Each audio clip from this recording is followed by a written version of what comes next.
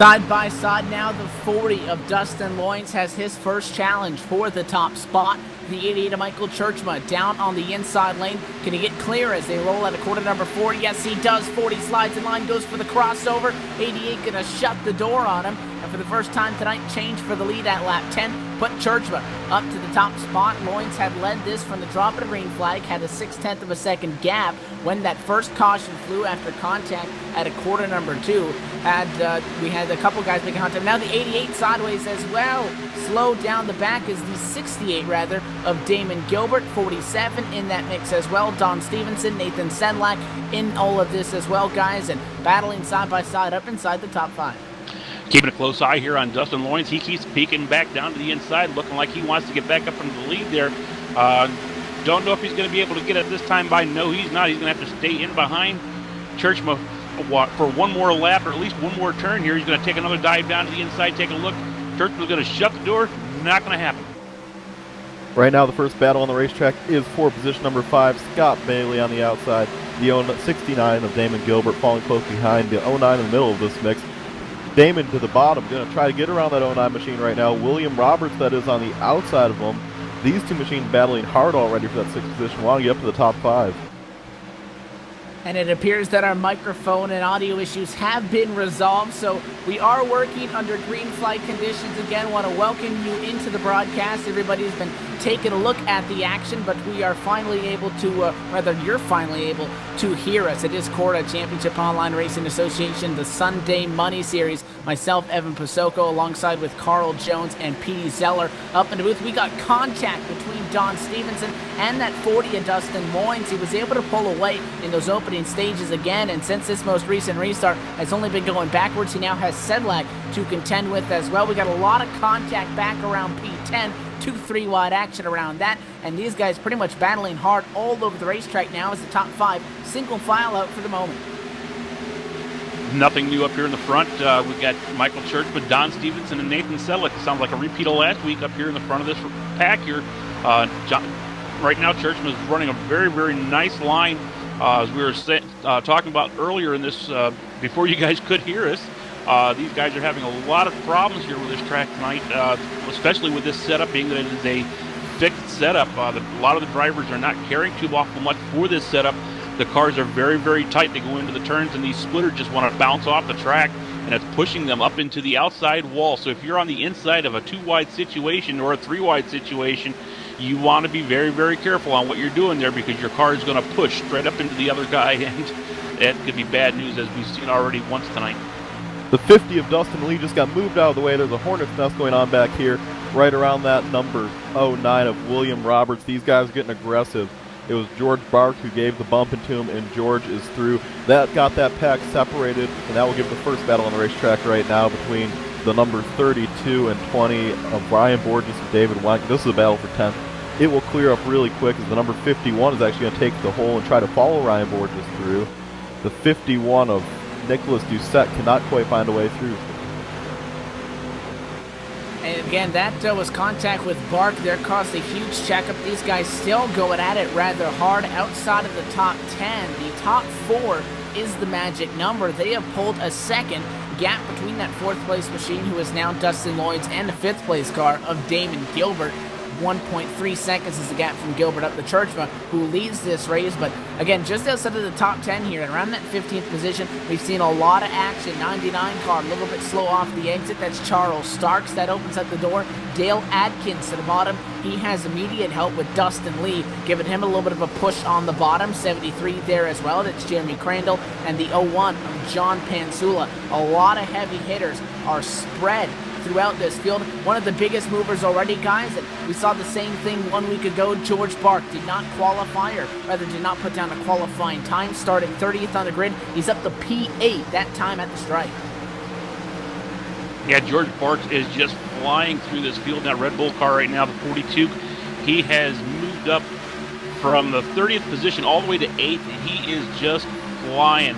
Right now, taking a look back here at the Everett Lane car, he just got around his teammate, the fast lane teammate there, Mitchell Reeves, here about a lap ago. They have fallen back in line now, and that race is over. They're falling closely behind Nicholas Doucette, not Michael Doucette.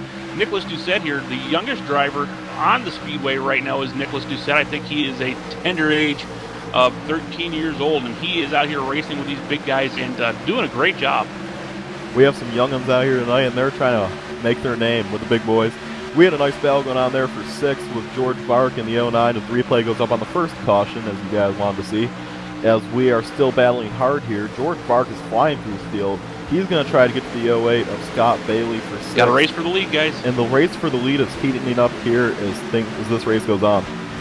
We were just bumper to bumper for 3rd. Dustin Loins was all over. Churchma goes to the high side. 88 throws a block. We saw a block be thrown by Churchma earlier in the race down to the bottom, protecting that apron, which is some of the drivers will go down to try to get a little bit of a run. George Bark, meanwhile, is 7th position right now. He got the spot from the 08 of Scott Bailey. A little bit slow off the corner. Him and the 09, Bailey and the 09 rather, of Roberts, side by side right behind him. Scott's going to get kind of cornered in, and comes down, nearly gets into the door.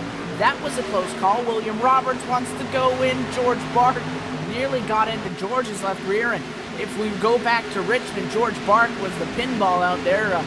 Ran a great race, did everything he could, and got taken out a couple times by things out of his control. So although his run so strong, he got the season off with a checkered flag at Daytona. He's still looking for some solid runs as the season continues to roll through right now. As they sit right now, he is 4th in the championship standings. Still a drag race coming down the backstretch here between the 09 and the 42, George Barks and Roberts. Right now, George Barks has the advantage by about a fender. And as they go back here into turn number 3, it's still going to be a side-by-side battle. The 09 now is getting a little bit more of the advantage on the inside here. He's really trying to hold that car down low to keep from getting up into Barks. Barks is going to travel back up here now on the outside. One more time, he's going to see if he can get back up here and make this pass stick. As we are battling hard here once again, these drivers want to get it all so early.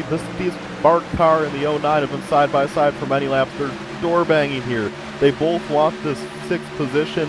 William Roberts seems though he was just going to pull over for Bark, who's significantly faster, but he has not done that so far. With a very tight setup here, these guys are doing some great racing, and right behind them, this is letting the guys behind catch up. James Brown is catching them a little bit. As Bark gets tight off the corner, and he goes up the track, giving 6th position to the 09. They made some minor contact down in 1. Bark and the 09 of Roberts just kind of drifted into each other. Nothing severe on that one that I don't believe would affect George in any way, but just something to keep note of for later on. We're 4 wide contact, the 20, the 51, and the 24. All in corners number 1 and 2. The 51 going to be the big loser in that. Doucette lost about 2 spots. He gets back going. They weren't 4 wide, but they were on everybody's left rear. It was kind of staggered there in the corner. Could have got a lot uglier than it did. Everybody there is able to keep them pointed straight. No harm, no foul for the most part in that regard. We still run right now with all 31 cars that started this race on the lead lap right now. Again, we had a couple that started from pit road.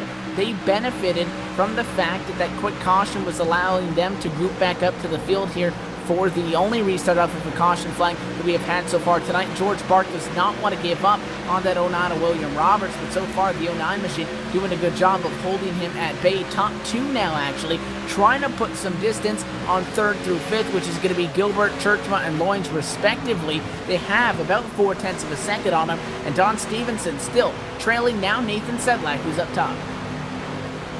Yeah, it looks like these top 5 are trying to make a complete breakaway from the pack as they picked up now a 2.7-second lead on the rest of the field. These guys have really got this figured out as the Storm cars here once again are up here in the front. Nathan Sedlak, Don Stevenson, they're still running great.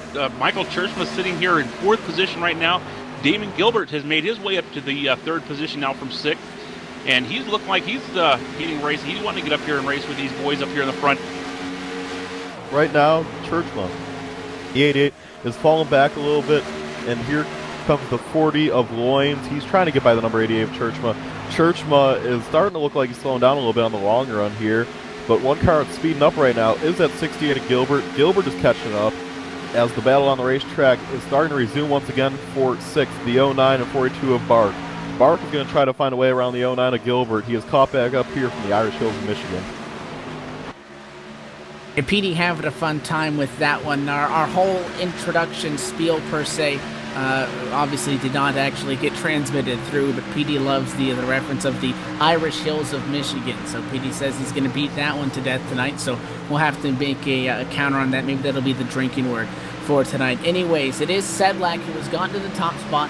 Not a surprise that it is these Storm Motorsports entries that are up at the front of the field. Don Stevenson, guys, this is race 6. He has 3 checkered flags so far on this year in 5 starts. And by the way, sitting on those with 4 top 10s as well. Very strong all year long so far. And, you know, you got to be intimidated even if you're Sedlak and you're his teammate that 47 is anywhere near the front, because that 47 Don Stevenson has proven to be an early favorite in this campaign. Again, have to note that races 1 through 19, as we work on race 6 tonight, races 1 through 19 are the regular season races. After that point, top 12 in the championship will be taken away, and they're going to have races 20 through 24. Going to be a 5-race chase for that championship. Side by side back here, Dustin Moynes and Michael Churchman going at it. Churchman on the bottom, going to get cleared down into one. Let's see if that 40 machine can battle back at him as they come off.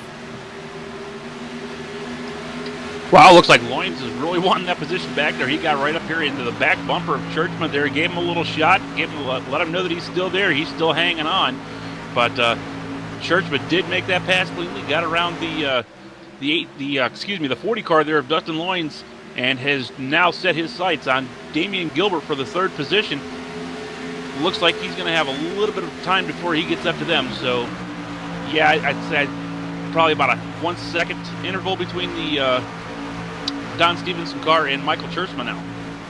Yeah, but as Gilbert made a move for second. That will change now, though, as Damon Gilbert has found his way around the number 47 car. He is in second now. Damon Gilbert's been coming to this field nice so far. He started in 6th tonight, had a long way to go, but with these cautions and things, held him up a little bit. He has done a great job finding his way back to this field. And these 3 cars have started to drive away from everyone a little bit. And one thing you will see in Michigan is it's no Daytona by no means, but the draft is still relevant with the long straightaways here. You will get a good run on these guys, and that will set up for some great racing through turns 1 to 2. And with the setup being tight like it is tonight, that just creates more of interesting scenarios as we go through the race tonight, as the 47 is trying to find a way back around the 68 of Gilbert. Clocking in at 195 miles an hour on board that number 68 Ford of Damon Gilbert, who is in 2nd position, trying to utilize a little bit of that draft, as you said, at this very large 2-mile D-shaped oval racetrack, much similar to the Auto Club Speedway, Fontana, California. Actually, the faster cars, the faster tracks, because these cars are restricted when they go to those plate tracks. So some pretty high speeds here. We're starting to spread out. I want to make note of a battle back in the pack, and just saw about 2 wide, 4 rows deep. It's around 23rd, but want to make note of it that you got the 95 of Dale Adkins on the bottom. The 99 is just above him. Charles Starks sliding backwards a little bit. The 01 is in that mix as well. That's Pansula. 99 Sloman to the corner. 37 of Gordon Berkey as well. So although things starting to calm down and spread out in these lead top positions, still battling going on all the way through this field. Speaking of battling going on right now, there's been a nice little battle here for the 11th position between our in-car reporter at Everett Lane and Nicholas Doucette, as Nicholas Doucette's been trying his heart out, trying to get up around him. Everett just seems to, every single time he gets there, make that just strong run off the turns. Right now, one car that was not slow at all is the number 32 of Ryan Borges. He started in 22nd tonight. He just got around George Bark in the 42. He's up to 7th now. He is going to try to work on that number 09 machine of William Roberts. They're having a great battle here. It's going to be in a minute.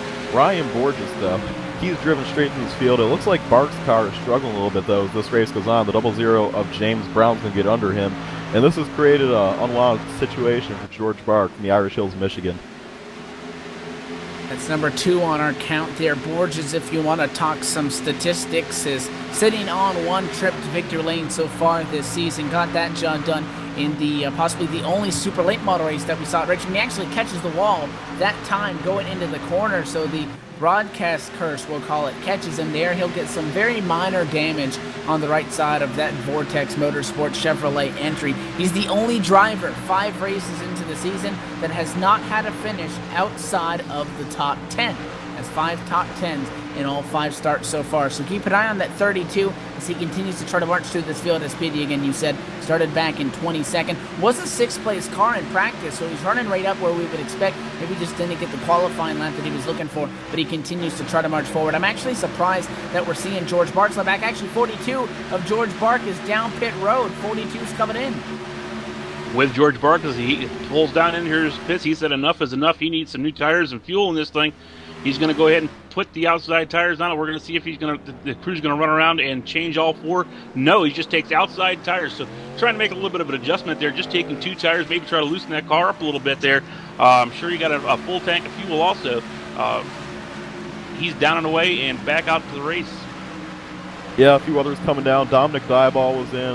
We also saw the number 73 of Jeremy Crandall's in his pit stall right now. Looks like he's going to take all 4 tires in that vehicle. Is the battle for 4th is heating up. They're going on with 196 that time. Flying in turn number 1, the 88 of Churchma is trying to get around the 40 of Lyons, and he sent him off into that corner, actually, and that's going to give him a great run off. Will they get side by side?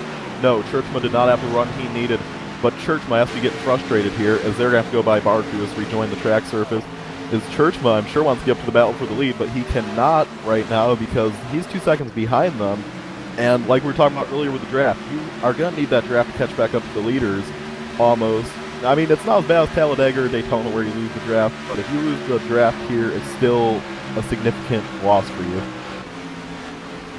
See George Bark blend back up in front of them. He's actually able to kind of hold his own there. Again, took 2 tires only, so he will be faster than them. The 42 did have some pretty substantial, what was at the time, right side damage on that machine. Brought it into pit road, used up one of his quick fixes, and is now back out on track. However, he finds himself as the first car 1 lap down. Interesting to note that his teammate, Jeremy Crandall, also pitted and is also a lap down right now, along with Dominic Dieball. So, you know, possibly some sort of a team strategy call in that regard, that they both came down pit road. I didn't think that Crandall may have had any damage or not, so something to keep an eye on if that's some sort of a early pit there strategy call in this race. We are side by side right now. The 01 of John Pansula challenging 95, nearly came down on him, and the 01 screaming over the radio that he is there. This is a battle between Pansula and Dale Adkins going on right now for P15 rather, and they're battling pretty hard again all the way throughout this pack. It's actually battling for 16th position as they are still side by side off the corner. Advantages to Adkins. Can he clear him down into the corner is the question. Well, just keeping a watch on these 2 guys here. It looks like that outside lane is a pretty strong lane. They're really strong coming off the turn. They're able to pull these guys a little bit as we see the 29 now trying to take a look. He's back and forth. I don't know if he's trying to push. That's exactly what it looked like he was trying to do, is push Pansula out past Adkins, but it did not work. Adkins was able to make that pass clean and has now dived it down onto the inside here right in front of Pansula. So Pansula unable to make that pass. Things are starting to calm down a little bit, but not up front. New leader, give it to Damon Gilbert. He's the top spot, and he has taken over the lead in a very bizarre chain of events that have just occurred. It looks though George Bark on the new tires is flying through this field and separated them a little bit. In doing so, has brought the 68 to the lead with him. So this will shake up the lead battle. Give the lead to Damon Gilbert in his number 68 machine, and that will shuffle back Nathan Sedlick to second, and it will put Don Stevenson in third. And they're really battling hard. The small Motorsports machine for 35 of Sedlick is going to battle side by side with the Damon Gilbert machine. Give the spot back to Sedlick here from the Irish Hills, Michigan. If that 68's going to have to slide back to second. Gilbert coming off of a top 5 1 week ago. We were back out again in these B-class stock cars at the Homestead Miami Speedway, and it was Gilbert who was able to get a P5 result in that one. But it is now Nathan Sedlak back to the point, who's rolling off of a 6th place finish 1 week ago. And what can we say more about Don Stevenson? Took home his 3rd checkered flag in 5 starts last week, continuing to try to show the Storm Motorsports, the Vortex Motorsports as well, those affiliated teams, their dominance so far in the season. 68 took a look to the inside, 47 slid down just a little bit to be able to defend that position, but now things really starting to spread out. A little bit of a change for position back at a pack. The 29 of Dylan Ackert is able to get around Charles Starks. That was for P18, a little bit deeper in the pack as well. Joel Wood thinking about a battle. He's got the 8 machine of Martin Porter around him, as well as the 3 of James Wilkins. So for the most part, these guys up inside the top 10, top 15, really starting to spread out. We still got some jockeying for position going on in the latter half of this lead lap.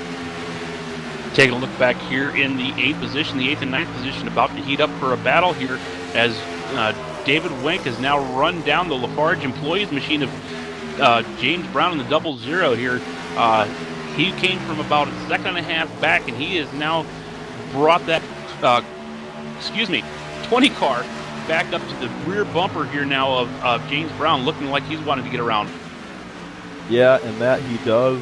One thing I'd like to comment on, though, the lead battle right now with the 68, he's starting to fall back a little bit. Damon Gilbert is losing ground to Don Stevenson and Nathan Sedlick as the Storm Motorsports guys are starting to show their dominance once again. And this is really great battle they put on. Sure, there hasn't been a lot of passing, but going at speeds of 190 in the corners where it's not full throttle, you have to let off, maybe not use the brake, but you have to let off the gas. I think it's significant to note that these guys are doing a fantastic job. And the fact they've only had 1 caution so far with a tight setup in such high-speed racing conditions is pretty impressive at the moment, as things are pretty calm on the racetrack. But the first battle on the racetrack right now is between Michael Churchma and the 09 of William Roberts, with William going to the outside. Hearing some radio from back in the pack that the 3 car is going to be bringing it down pit road. That is James Wilkins. He's coming down for service. And again, we talked about, and Petey, you mentioned that those guys running up front nose and nose, they are teammates. They are actively in a team channel together talking, so they know what each other is doing, just kind of riding and actually trying to work together to put that 68 in their rearview mirror. The 47 has slowed up significantly and has lost a substantial amount of time to Sedlak up front then as he was trailing that back bumper the last circuit around the racetrack. So he'll go from being within a tenth to 2 tenths back right now, but again, still working with Sedlak Stevenson as well. The Storm Motorsports gang, also David Wank, a part of their crew as well, and then their affiliated team Vortex. You got Ryan Borges, Michael Churchma on that team as well. They have really been the class of the field, and George Bark has really been helping out himself and Jeremy Crandall throughout the year. Again, got the checkered flag in the season opener at Daytona. Bark has been running well as well, but again, cannot put it into victory lane. He was able to unlap himself. We saw that earlier, but he's still 27. So, well, whenever we get to see that 42, break through once again, sounds like we've got a lot of people going to be coming down this time, though, for services. The green flag pit stops starting to get into full swing here as we approach lap 45. Not going to be too awful surprised here to see our leaders make the dive pit road here very, very soon here. I heard earlier, Don Stevenson told me he was going to be looking probably no matter what around lap 45 to 50. Between lap 45 and 50, he's going to be pitting. Yeah, and pit stops are going to be key here. You cannot make a mistake as you come down pit road, as we have the number 32 machine of Ryan Borges. Stevenson coming in as well from second. Stevenson coming in. The second place machine is going to bring his car down pit road. What strategy will we see as he gets his car slowed down from almost going 109 miles per hour to 55? Here he comes, taking his car down. He has a long way to go. His pit stall up front as he had a good qualifying run. And will we see him go with 2 or 4 tires? That's the real question as we're going to ask ourselves so far. High pit road speed at 55, higher than most tracks they have in Michigan. He makes it safely into his pit stall, no problems there. Big pit stalls they have here at Michigan, as they're going to jack the right side of that car up, put some right side tires on, and they're going to run around to the left side maybe, and yes they will, they're going to put left side tires on that car, fill it up with gas, and Don Stevenson is away from the Irish Open Michigan. And through that, we were on board with Ryan Borges. Took a look at his stop, 4 tires as well. He gets back going and out of the pit lane. The 32 Vortex entry gets back going as well. William Roberts going back out on track. Don Stevenson as well. That's going to round Nathan Sedlak out to the point right now. You see he actually drives around his teammate there in the 47. So it's almost an exact lap that you lose there, because they pretty much came out even with how they were before that Don Stevenson entry had dove down the pit lane. Now, with all these guys taking 4, is this going to put George Bark at a pretty extreme disadvantage now, guys, because he only took 2, as Sedlak going to bring it down, Carl? Nathan Sedlak is driving it down pit road now. He's going to bring it into the attention of his pit crew. We're going to see if he's going to take 4 tires and fuel like everybody else has been doing. I don't think you're going to be seeing him doing any kind of 2 tire changes here. He seems like he's got a pretty good handling car right now. He's got the handle of the setup, actually, because everybody's got the same handling car. Who's going to have the better handle of it. Nathan Sedlak pulls it into the pit stall there, finds it perfectly squared into his pit stop. He's going to definitely take 4 tires and fuel, and he's down and away. Yeah, smooth stop there for the 35 of Nathan Sedlak. This will shovel things around a little bit, give the lead to the 88 of Michael Churchma. Michael Churchma is in that top spot right now, although he's going to bring it down the pit road. Churchman's been around the top 5 all night, qualified in second. He looks like he's going to bring his car onto pit road. I assume he'll take 4 tires, as all the Storm and Vortex Motorsports guys have done so far. Storm and Vortex Motorsports being affiliates, they help each other. We're in the setup, and they just help each other in general in their TeamSpeak channels. And here he comes. He's going to come down to his pit stall.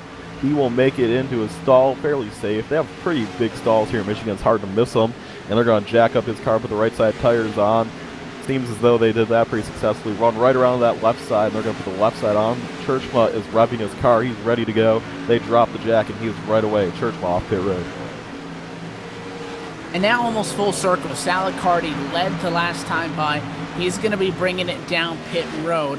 Coming out of 4, got in hot, and that is probably going to be a speeding penalty. I don't know if they're going to give you a 15-mile-per-hour leniency, as he was doing just about 70 when he got to that cone and nearly missed it. If he got out into the grass there just the slightest bit, he could have easily gone into that those tires on the pit road wall, and that could have gotten very ugly. He was doing 75 going in on the 55, so and to anticipate that may be a penalty, we'll have to keep an eye on that. Brandon Cruz-Monsalves, he's been able to cycle through to the race lead with Tim Johnstone in second. That now puts George Bark in third.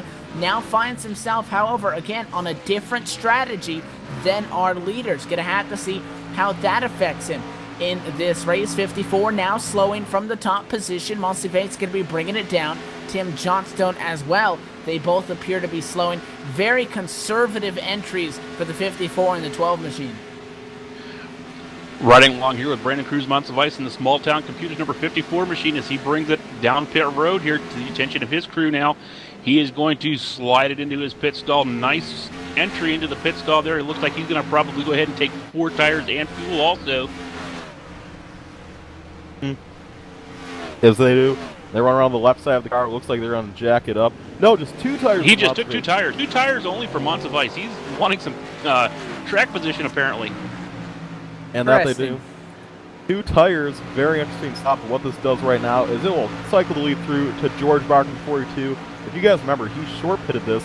He pitted very early, and George Bark is on a different strategy than everyone else, but he's on older tires, so Don Stevenson should be able to catch him because his tires are very, very more significantly fresher than the number 42 of George Bark right now, as he has just a 1.1 second lead. He's closing about 5 tenths a lap here, folks. Don Stevenson's catching him fast.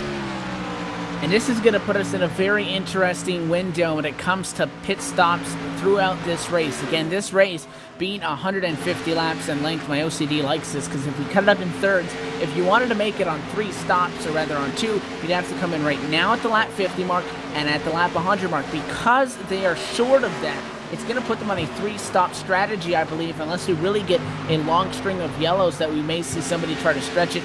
How does the 42 with George Bark, was he playing that into a factor when he came down just past lap 30? We will have to see. The only issue for him is, yeah, he's got the track position. Don Stevenson chasing him down by, just 4 tenths a second per lap. So expect that 47 to be able to make a move here in not too long. He is also bringing his teammate Nathan Sedlak in tow, just about a second back is that number 35 entry. He's going to have to get around John Pansula. That is a lap car as they run right now, but I do believe that Don would be able to cycle through to the lead here in a couple more laps as he continues to chase down George Bark. George is going to have to pit now again earlier than everybody else, so could this field strategy call possibly give him an upper hand or maybe a disadvantage as well? We'll have to see.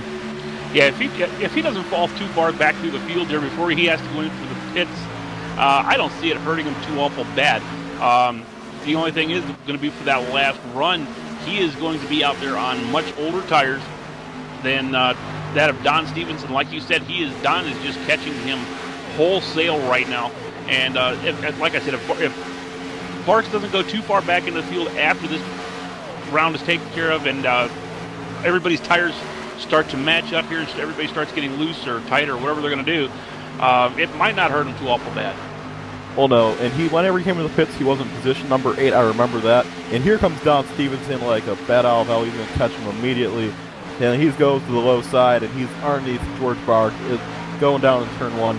It's not even a competition. Give the top spot to Don Stevenson. And now George Bark just has to try to contain himself here. Nathan Sedlick going to be coming up on him really quick. First battle on the track right now is with the 40 car of Dustin Lyons and the number 60 of Gilbert. They were side by side just a moment ago. Kind of settled down here. But here comes the number 68 of Damon Gilbert, going to dive underneath that number 40 of Dustin Lyons. Remember, Damon Gilbert did not have the greatest pit stops. He was going to try to make his way back to his field. He was running somewhere between first and third when when green flag pit stops began. And right now, it looks as though George Bark up front, he is starting to lose a ton of ground to Don Stevenson from the Irish Hills of Michigan. That 40 machine of Dustin Loynes is all over the back of the 68 of Damon Gilbert. Again, that battle went on for P5. George Bark has slid back to second and now pretty much into the clutches of that 35 of Nathan Sedlak. This, I assume, would be a pass coming up here for P2. The 01 of John Pansula lets off on the bottom, lets that 35 machine know that he can get after that 42 car and is just going to stay there a little bit to not allow Sedlak to get the dive that he wanted. So will cost him a little bit of time, but Sedlak is thankful of John Pansula's movements there to be able to just get out of the way and let them race it out. But we are past the 1/3 distance mark in this race, and we're going to take our first opportunity to get a drink of water, take a caution flag of our own. So you are watching the Cora Championship Online Racing Association Sunday Money Series from the Irish Hills of Michigan. From Michigan International Speedway, Don Stevenson leads 1/3 of the way through this. More racing coming up. We'll see you on the side-by-side. Simulated racing can be awesome, but it can also be kind of a free-for-all. Interestingly, auto racing faced the same problem in its earlier days. Whether it was on the back roads, the beaches, or the city streets, the racing was fun, but there was always a certain level of chaos and danger, until some folks came along and put some order to all of this. Stuff like official racetracks, regulations about weight and equipment, and enforcement of standards. That's what gave us high-speed excitement, fast-paced action, and photo finishes. That's when racing became racing.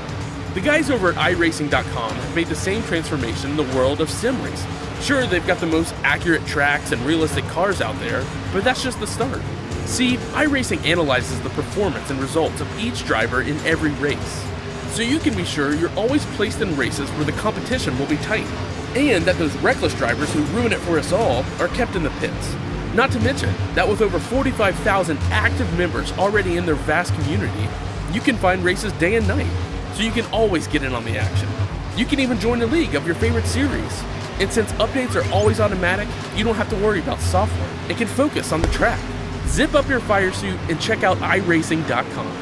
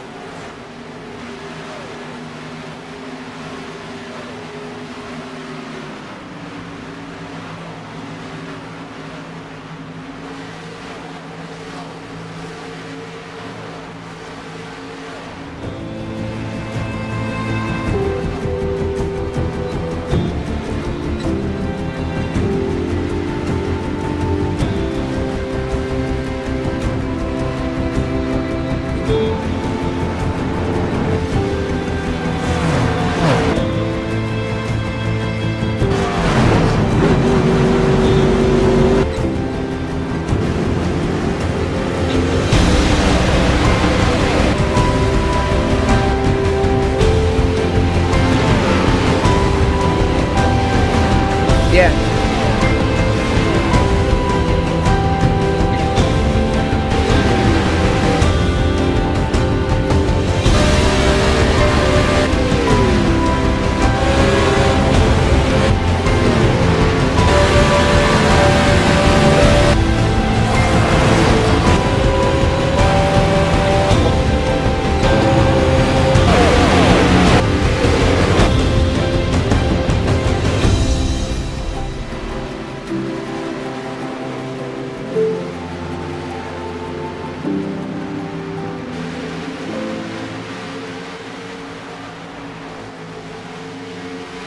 Things are getting aggressive from the Irish Hills of Michigan here. Contact with the 09 and the 81. Colton Berkey was running side by side with William Roberts. Roberts went to the bottom to make a move on George Barkin.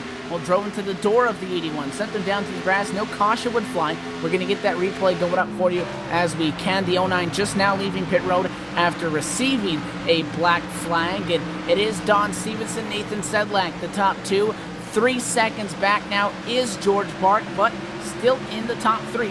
He rides in that number 3 position, still with about 0.8 of a second over Damon Gilbert. So made that pit stop from 8th spot, and he sits in the top 3 right now. So he's getting the job done. As we continue to work under green flag conditions, still working on that replay, going to be coming up here shortly. That contact happened coming at a quarter number 4. Again, when we were on the side by side there, and you're going to be able to take a look at it here very shortly. But guys, I have to say, I think it's a win on the strategy called by George Bart for now. Again, it all depends on, because he pitted so early, if he'll be able to stay with that 3-stop strategy, which I think he'll be able to do. Coming up on the halfway point here in not too long. Once we hit lap 75, if he can make it to that point, he should be good by making it again on 2 more stops from that point on, if he does stop at the halfway point. So we'll continue to have to take a look at that, but you gotta like the green flag nature of this race. Taking a look here at a really good battle that's been going on here for the past couple of laps now between Dustin Loynes and Michael Churchma. They have been side by side right now. Michael Churchma is looking right back to the inside here now of Loynes for the 5th position. And Loynes is going to go high and yield that position right now to finally to Michael Churchma. Michael Churchma has been fighting really hard to get up there. He had the 73 car there, got in his way the first time. He was on the outside going to make a pass to the outside, and the 73 lap car machine there stopped his progress, so he had to find another way around it, but he finally did it. Michael Churchma has moved himself up into the 5th position. One thing I'm watching right now is Ryan Borges has really got his car hooked up.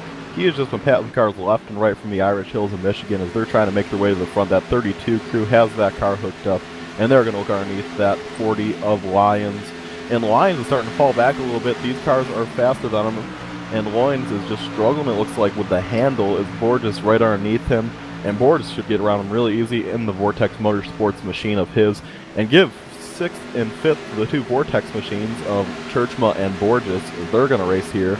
In a moment, it appears that Borges has quite a significantly faster car at the moment.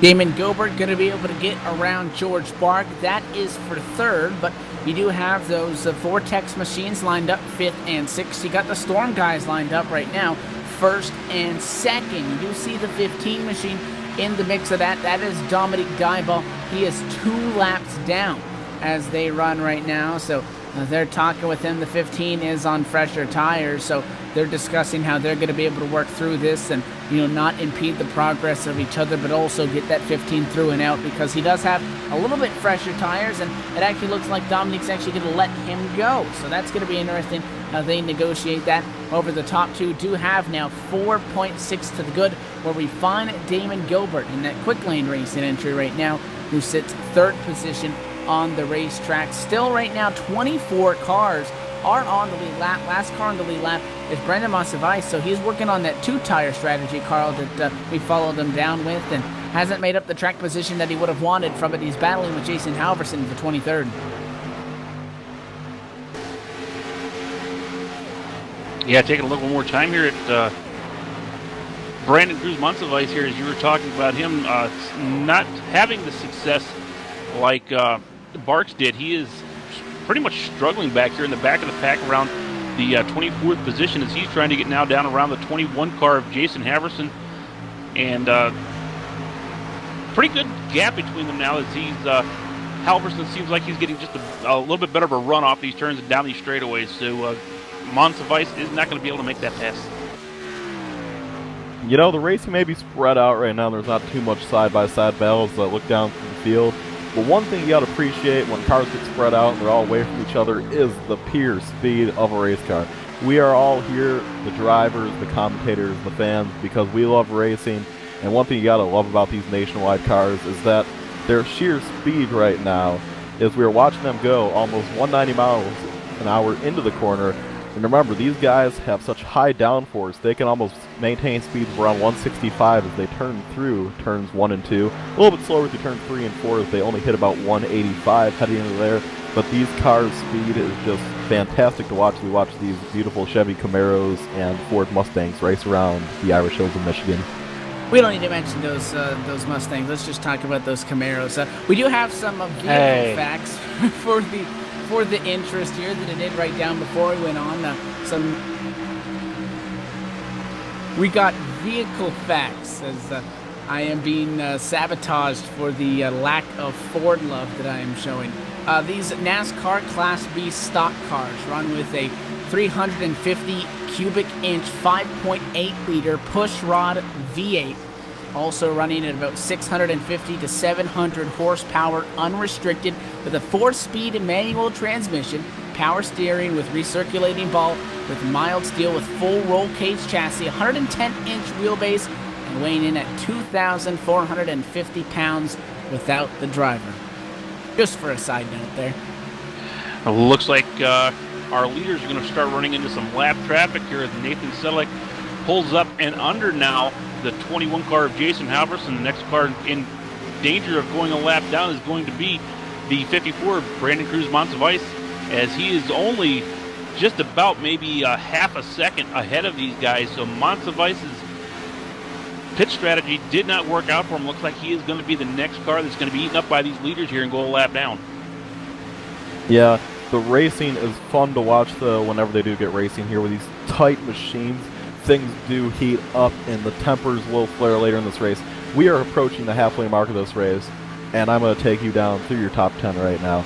Leader Nathan Sedlick, second Don Stevenson, third Damon Gilbert, fourth Michael Churchma, fifth Ryan Borges, sixth Dustin Lowens, seventh David Wenck, he's done a good job making his way back to this field, eighth James Brown, ninth Dustin Lee, and 10th the youngest driver in the field, Nicholas Doucette, at just the tender age of 13. Carl touched on that.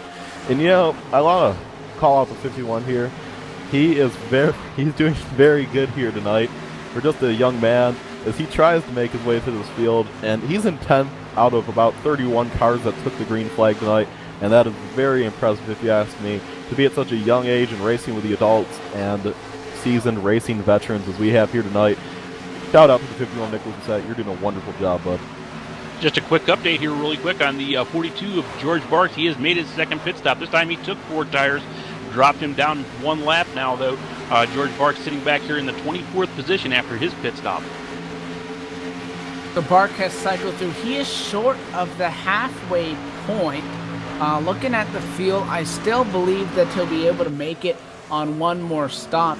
But again, that's a strategy call that we'll have to see how that would shake out at that point, and then it's going to be something that we keep an eye on as he sits right there in back in 23rd. He's the third car 1 lap down behind Brandon Cruz Monsivice and also Jason Halverson. We got a lot of cars 1 lap down that are either going to be fighting for a wave around position or even the lucky dog as well. 21st, now 20th through 28th, all 1 lap out of this top spot.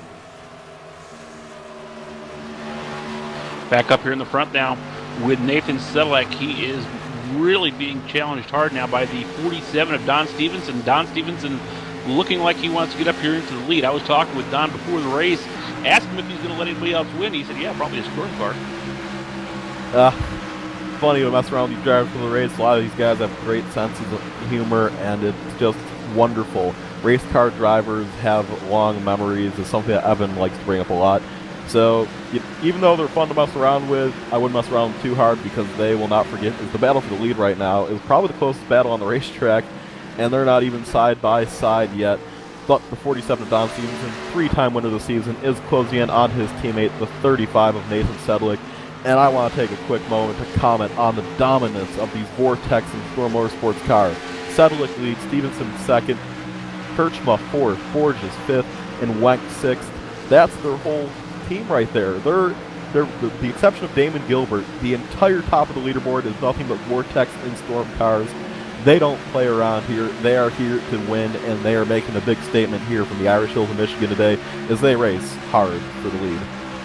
And we are halfway through, as PD likes to bring up at the Irish Hills of Michigan. We are going to give you now the full field rundown as they go right now. Again, PD tried to get that top 10 in earlier, but the OCD says we got to split her in half, and we are past the halfway point.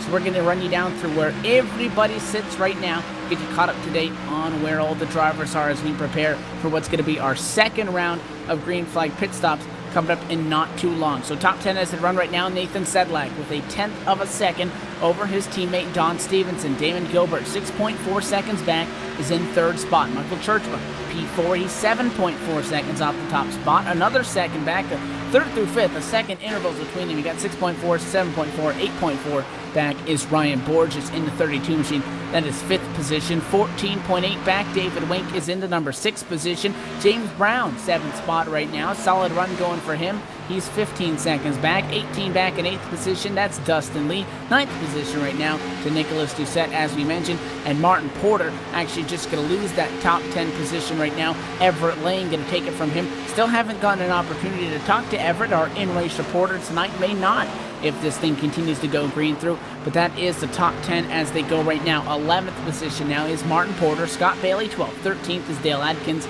Charles Starks, 14th. 15th, Dylan Ackert. James Wilkins, 16th position. 17th is Sal Accardi. Joel Wood in 18th. Last car on the lead lap in 19th spot is the 2 of Chad Wilson. Lap down machines include 20th position, Brandon Monsavis, George Park in 21st, 22nd, Jason Halverson, John Pansula, 23rd, 24th is Dustin Loynes, William Roberts, 25th position, 26th to Gordon Berkey, Dominic Diebold in first machine, 2 laps down in 27th, along with Colton Berkey, 28th, 29th, Jeremy Crandall, Mitchell Reeves in 30th. Those are the other machines that are 2 laps down, and 8 laps out of it down on pit road, and possibly out of it for the 19th last place machine right now. 31st is Tim Johnstone.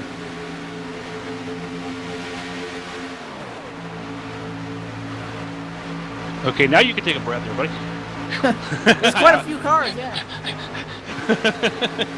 Back up here, take a look one more time at these these 2 lead cars here of Sedlick and Stevenson. Nothing much has changed up here in the front. Gilbert and Michael Churchman looks like they're going to be the first battle right now for the 3rd and 4th position. Churchman is taking a look to the inside of Gilbert and not able to get anything done there. He's going to fall back in behind him. Ryan Borges is sitting there in a close 5th. Once again, Churchman's going to take a look one more time to the inside of Gilbert, see if he can get this pass going into turn number 1. Up pass for the lead, Don Stevenson easily to the lead there. He has had a challenge from the 35 Nathan Sedlick as things are calming down. A few more cars a lap down now as we just have 19 cars remaining on this lead lap here as things are heating up, though, as you pointed out, for the battle for 3rd. Churchma battling for 3rd right now with Damon Gilbert. Gilbert does not want to give that position up. Right now, this race is just turning out to be one of them classic races from the Irish Hills of Michigan, as these guys are racing pretty spread out right now. But there's a few little battles scattered up the track in a fairly caution-free race. Churchma, though, just wants to find a way around that number 68 Damon Gilbert. And Damon Gilbert's crashing the Storm Motorsports / Vortex Motorsports party right now. And he's also crashing the Chevy party that is dominating this race. Gilbert being the only Ford up there right now. And I'm surprised to see, we have seen the 47 get back to the lead. It's not a surprising thing, I guess we should say. Surprising that Sedlak let him go so easily. And again, they are teammates. Not really any point of challenging that at this point. A caution would really hurt these guys, and we say that even though being that they are right now the fastest cars on tracks right now. Stevenson the fastest. He actually put a 40.9 down the last time around now with a 41.0, as well as a 40.9 now for Nathan Sedlak. So you can see that extra little bit of a tenth there coming from that car that's riding in the second spot, working that little bit of a draft. But, 8 seconds to the good back to Churchma, who's now in third position. Damon Gilbert is fourth, not too far behind him. These guys could run out of fuel with a lap to go and still be able to coast them across the stripe. So really liking where things are right now if you're part of that Storm Motorsports group right now, because they have dominated pretty much this season, and no difference tonight in this fixed setup race, dominating out there up at the front of the field. Still, again, the 20, their other teammate David Wink, one of the Vortex guys, he's back in right now, actually 7th position, also affiliated with those guys. So a solid run going on right now also for David. He can't get too comfortable though, because he's got a couple guys all around him. He's actually trying to catch up to James Brown, who Carl impressed with that run that 00 he's top 5. Yeah, James Brown running here in the top 5, running in the matter of fact in the 5th position in the Lafarge Employees 00 machine, as he is now being taken a look on the inside here of David Wink, now looking like he's getting kind of racy, wanting to get up around our CEO James Brown, and looks like he's going to be able to make this pass stick. The Ryan Board is number 32, 5th place runner, brought his car down pit road. First of these leaders we've seen bring their car down to pit road, as we expect to see the pit road party start to heat up here. Another car bring it down pit road. Damon Gilbert, the 68, will he take 4 tires? It's been a long run. Can't imagine he doesn't, as he's going to try to find his pit stall here. Brings his car down this long pit road. They can hit high speeds up to 55 miles per hour for the lead without being penalized. Change for the lead is Sedlak is not giving up on this battle. He's to the top spot now over the 47, and it appears as though the 68 of Damon Gilbert is taking 4 tires on that machine. So not much of an update there, but green flag pit stop starting to begin. Stevenson's coming in right now. He just gave up that spot to Sedlak, and the 47 is going to be bringing it down pit road. The 8 of Martin Porter says he will as well, as this lead lap is starting to cycle down to only 13 of them on the lead lap. So this cycle of stops is in full swing, which confirms my thought that it's going to be a 3-stop strategy to the Checkers here. One more time they're going to have to come down before they reach the lap 150 mark, which is what they're going to be shooting for to make it to the end of this one. And now it's just a question of, again, not trying to stretch it all the way to 50 to make it on 2. Now that you know it's going to be 3, you have a little bit more leniency on when you're going to bring them down. So Sedlak stays out. Last time the Storm guys came in on back-to-back laps. This time Sedlak going to stay out a little bit longer, still leading some laps up front. You see the 47 of Stevenson down there on the apron again, almost an exact lap that you will lose under those green flag stops. Actually, a little bit of a correction there. Sedlak actually stayed out 3 laps past Don Stevenson when Stevenson pitted. So we will be seeing here in the next 2 laps, I'm sure, Nathan Sedlak getting ready to dive down pit road. He hasn't said anything yet over the radio, but I'm sure that that's going to be coming up here probably within the next 1 to 2 laps. As a matter of fact, here he comes now. Nathan Sedlak gives up the lead, heading down pit road. Let's take a ride down pit road with Nathan Sedlak. Nathan Sedlak slowing his machine down from speeds of almost 190. Can't mention it enough tonight. To just a slow 55 miles per hour. This machine started 5th tonight from the Irish Hills of Michigan. Going to try to get a good finish here tonight. Wants to come out with a victory. He's up there in that points battle, as he is going to try to pull into his pit stop with ease. He does. Gets really close to that yellow line. Can't cross that, or your crew will refuse to service your car, as it is illegal to do that. As he hits the right side tires on, they're going to run around that left side. No point taking 2 tires here. Too risky of a call, I have to believe. And that will put the 4 tires on the Sedlak machine, cycling the lead through to the number 88 of Michael Churchma, who is now your leader, folks, here in Michigan. The Irish Hills. And Churchma going to bring it down. Nice, safe entry by the number 88 machine. Sedlak, who was again scored 2nd, scoring, still needs to cycle through on that one. David Wink going to be bringing the number 20 car in as well. James Brown just behind him, entering pit road as well. And the Lafarge Chevrolet bringing it down right now from a top 10 spot. Everett Lane appears to still be staying out. This could cycle him through to a top spot, depending on where all the scoring loops will update and whatnot. The 51 machine still out there. That's Nicholas Doucette, the 02 as well. He's battling with. That's a machine that's currently off of the lead lap, but not out of it yet. Mitchell Reeves only 2 laps down that fast lane racing entry, still trying to make up for lost time. Churchman now exiting the pits, and there's so much strategy that plays into it with such a long green flag run.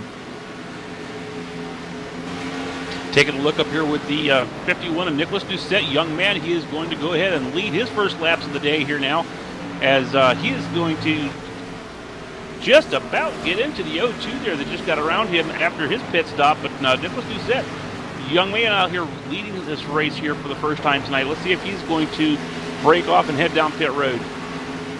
And we will expect it, although great job of that young man. He has worked hard to be accepted in the league. This is a very strict league here. They will not put up with nonsense that you will see a lot of kids on iRacing do.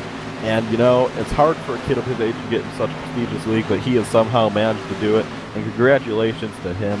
It proves his maturity right now, as he is now your leader here.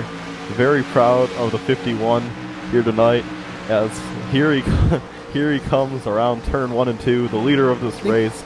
I'm so happy for him being in his tender age leading this race here from the Irish Hills of Michigan. And Petey's really given a lot of credit there to Nick Doucette, who currently sits in the top spot. It's almost getting a little weird, but we won't talk about that. The 51 is P-Run right now. He's going to be bringing it down pit road right now, just announcing that over the radio again. For the most part, these drivers are going to queue up on the in-race chat, let the guys know that they're going to be bringing it down. Not so much a major factor at Michigan as some other tracks, because obviously you're on the bottom lane here, but there's some other tracks, especially 1.5s, the intermediate tracks that I would think that it would be more common, where you would see you're going to have to kind of go up to bring it down, and he'll be braking really right in that racing groove, coming through 3 and off of 4. So not so much of an issue tonight, but all the drivers make sure to either give some sort of a text warning or come over the radio, let everybody know that they're going to be coming down. This has cycled out, as I predicted, Everett Lane to the top spot. His middle name has changed, apparently. It's now Everett F. Lane instead of Everett D. Lane. Carl, is there any sort of story behind that, or? No idea. You're our in-house expert. Do we know how that that abbreviation has changed at all? Well, maybe if we get a chance to get him up here for an interview, we can ask him. He's getting ready to head down pit road right now as we speak. Just like all the other guys have been doing during these cycling of pit stops, they get up to the lead, make a couple laps, 1 or 2 laps, and head to pit road. So we're going to ride down here with Everett F. Lane tonight, down pit road, and let's see what his pit crew is going to do for him. Yeah, he slides it into the tier. And that they will. And I have to imagine he took a quick fix as well on that one. All right, so he's getting his car repaired.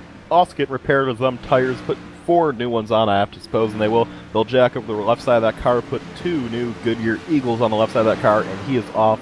Very conservative giving off pit road. Have to appreciate that. Saving his tires, doesn't want to burn them off, getting out of pit road.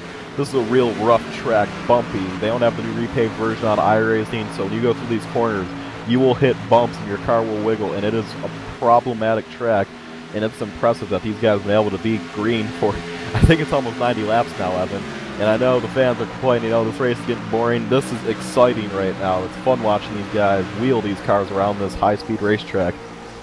We can hear the excitement in your voice, Petey. The hype is real. Question on that 24 car, we've been talking about them tonight, and obviously on the ticker you'll notice that it matches, for the majority of these cars, matches the design, and it's typically the black with the flame, the Jeff Gordon Exalta style design. Still got the flames on it, but it's green. Does that have anything to do with the Irish Hills of Michigan? Possibly. I don't know. It's a green car. Conspiracy.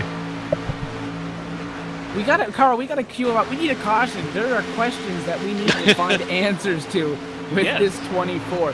He's cycled back to 18th right now. Nathan Sedlak is now up back into the top position. He is retaking that lead over Don Stevenson. Again, Don made that pass just before they started to cycle down. George Bark is going to be able to get back up to 3rd position, but again, off sequence with our leader, maybe losing a little bit of time over Damon Gilbert. 7.5 back from the leaders and 4.5 back from George Bark right now as they sit on the racetrack.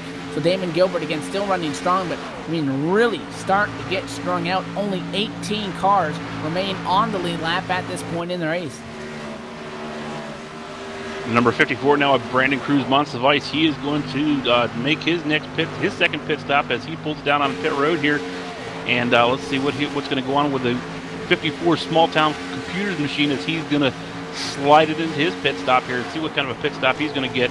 Looks like, he's going to get in here. He's going to get a good stop right on the marks, right where he needs to be. He's going to take at least 2 tires. He has to do something though. I think he's going to have to take them 4 tires because he was just falling off way too much. He is going to take 4 tires and fuel, and he's down and away. Brandon Cruz Montsevice in the 54 Small Town Computers car. Green flag pit stops always exciting here from the Irish Hills of Michigan, as we still are under green flag conditions. Grueling. These drivers have to be mentally tired driving for so long. Top 3 right now: Sedlak, Stevenson, Bark. Bark on a different fuel strategy though. This time he is 4 seconds behind them 2 leaders, not as successful as he was last time with this pit stop, as they still race up front. This whole race, the 47 of Stevenson and Sedlak have been near each other, and that's not changing anytime soon, it appears, as they continue to put guys down a lap. 17 cars just remaining on the lead lap. Last car on the lead lap, number 3 of James Wilkins. So we're really starting to see who's the contenders here and who's pretenders as this race goes on, Evan.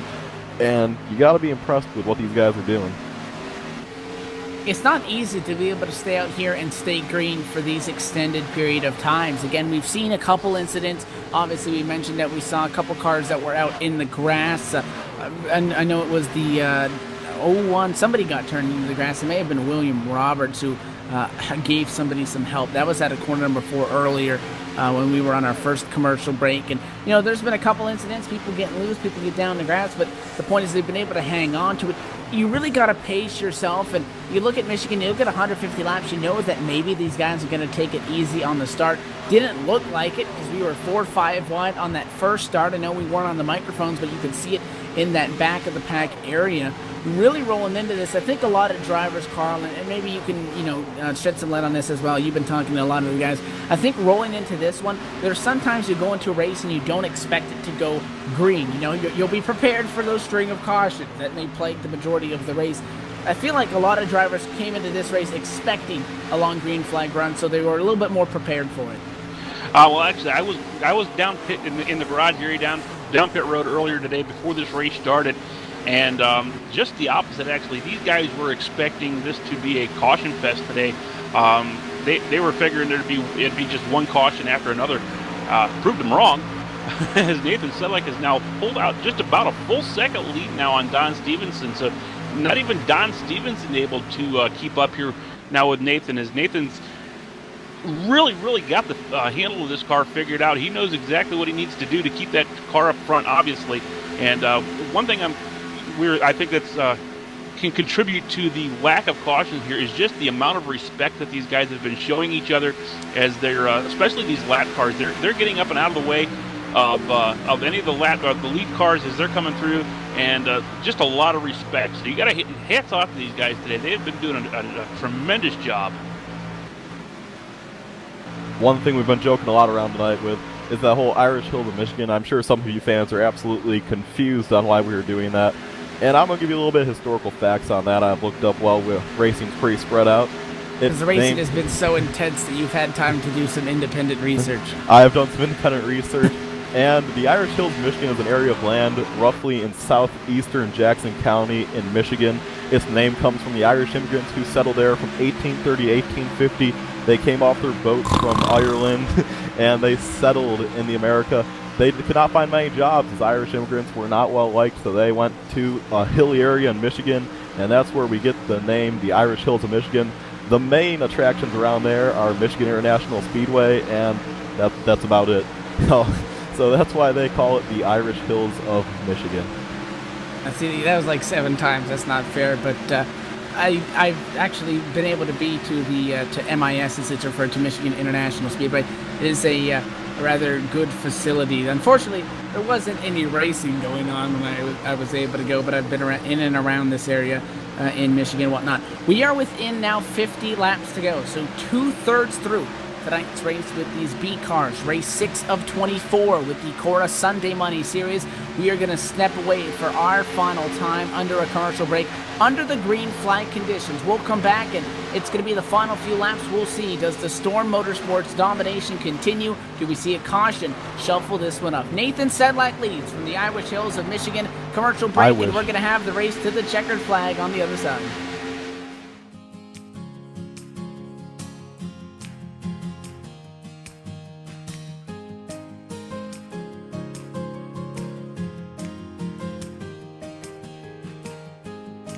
can't.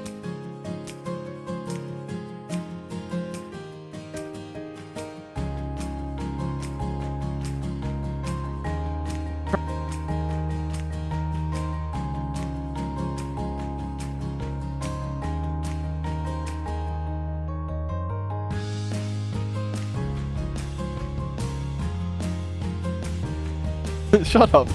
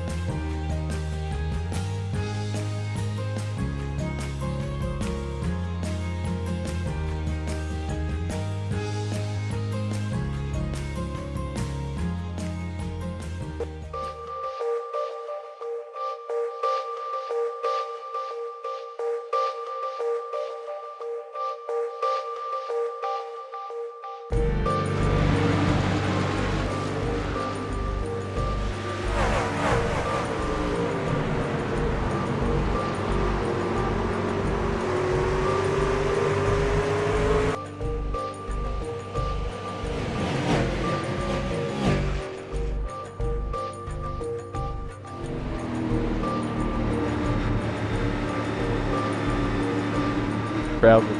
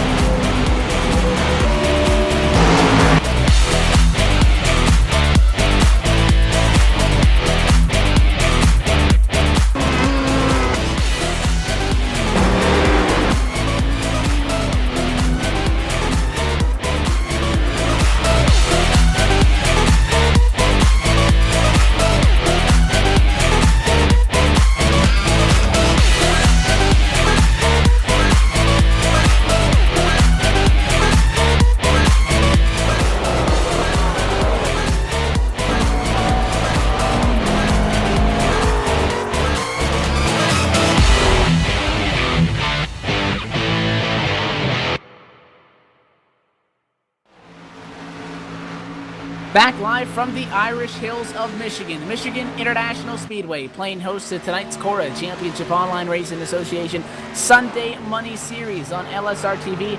And if you're typing it in on the website, the S is not an S, it is a dollar sign, because why not? Race 4 of 24 in the works tonight, a fixed setup race, only one caution through to lap 110, where we do see Nathan Sedlak.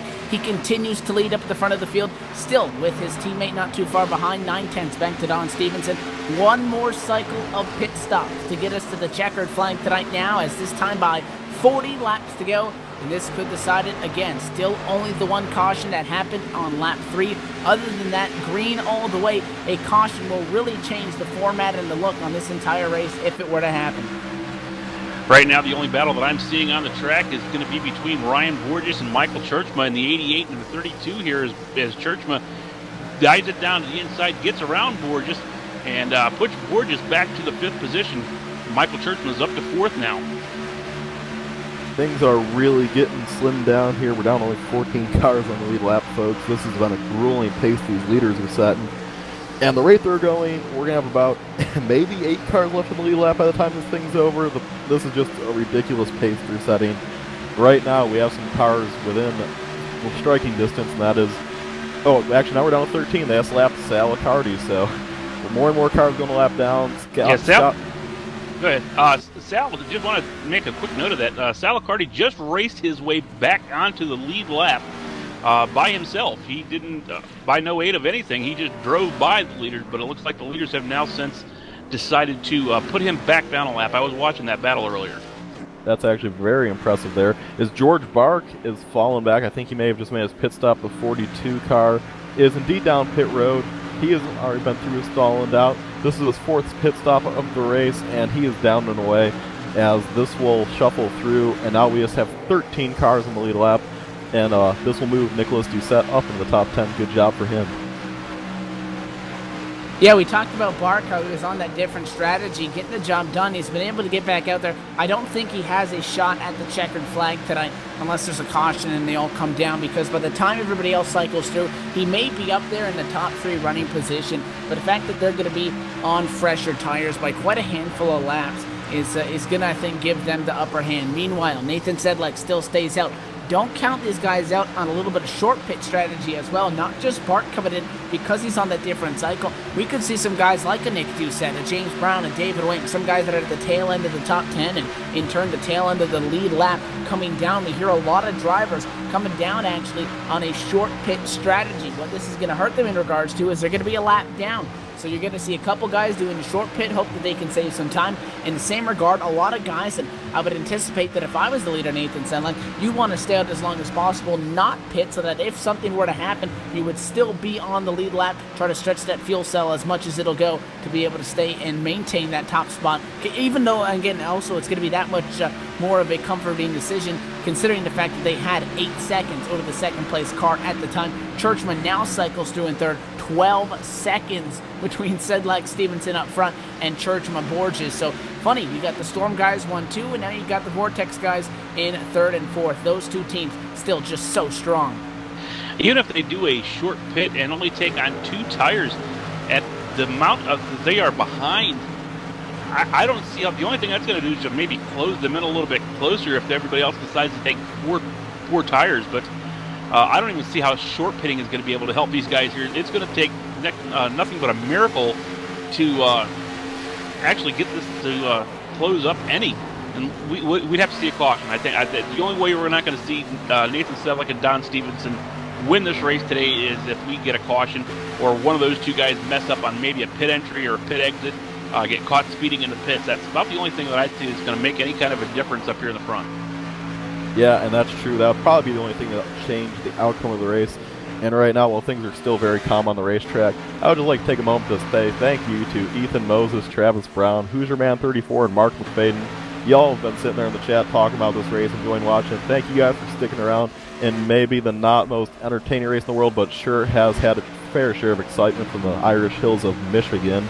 And right now, the leaders are just pulling away. They have almost a 12-second lead over third, and they're about to lap 10th, so that will just put us down to 9 cars in the lead lap as they're setting a blistering pace. But thank you to the fans for sticking around. All right, we're going to throw a question out here. Don Stevenson, he sits 2nd position right now. He is behind Nathan Sedlak, guys. They've pretty much been like that this entire race. Let's look at their facts right now, or rather their stats. Nathan Sedlak enters tonight as the championship points leader. We got a caution on the track. Caution on the track. Caution! Caution! And half the drivers just said thank the Lord over the radio. And I'm pretty sure Sedlak and Stevenson not liking that. This caution was thrown by the race officials. Can we find the cause of it? I don't see a car around, guys.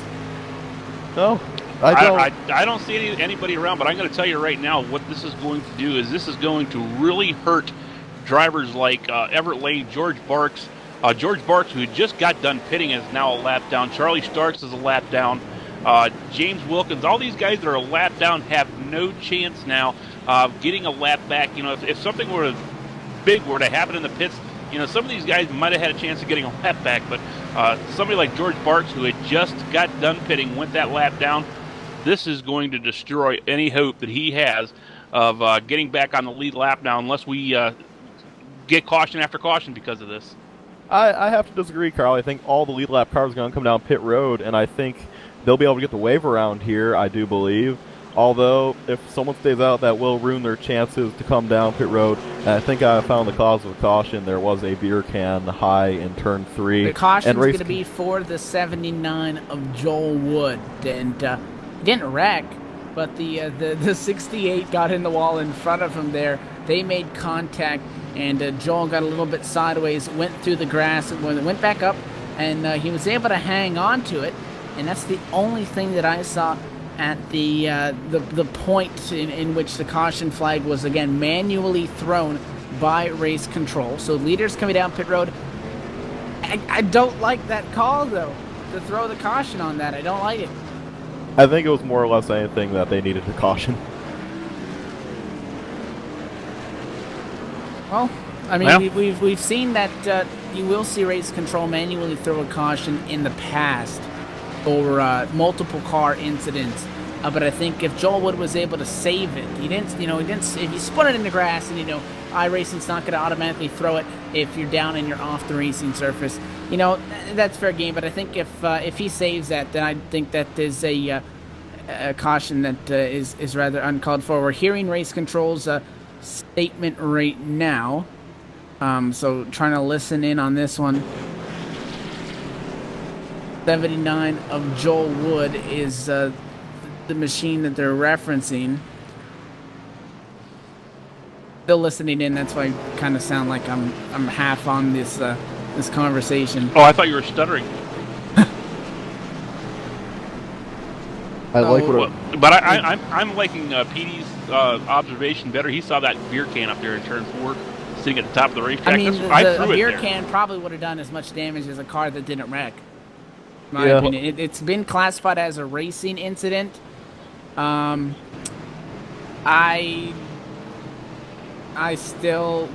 is reporting that they have had a camera in 3 and 4, and they do not see this mysterious beer can. Well, there was a fan holding the beer can. That's what it was. Was it a hot dog wrapper, maybe? Oh my goodness! The fan was actually on the catch fence with the beer can. There's your caution right there, folks. On the catch fence with a beer can. Yes. They had actually climbed up. They dropped their beer can. They climbed down the fence. That's alcohol abuse. They picked up their beer can, finished their beer, and went back over the fence. There was the cause of the caution, folks. And I'm glad we could clarify that to you. But on a different note here, we have had some pit stops now with Nathan Sedlak, and all of our leaders actually have decided to go down pit road, except for Don Stevenson stayed out and James Brown. They both stayed out. Michael Churchman, I believe, also stayed out. But I did see, wow, brain just went completely blank. Help, guys.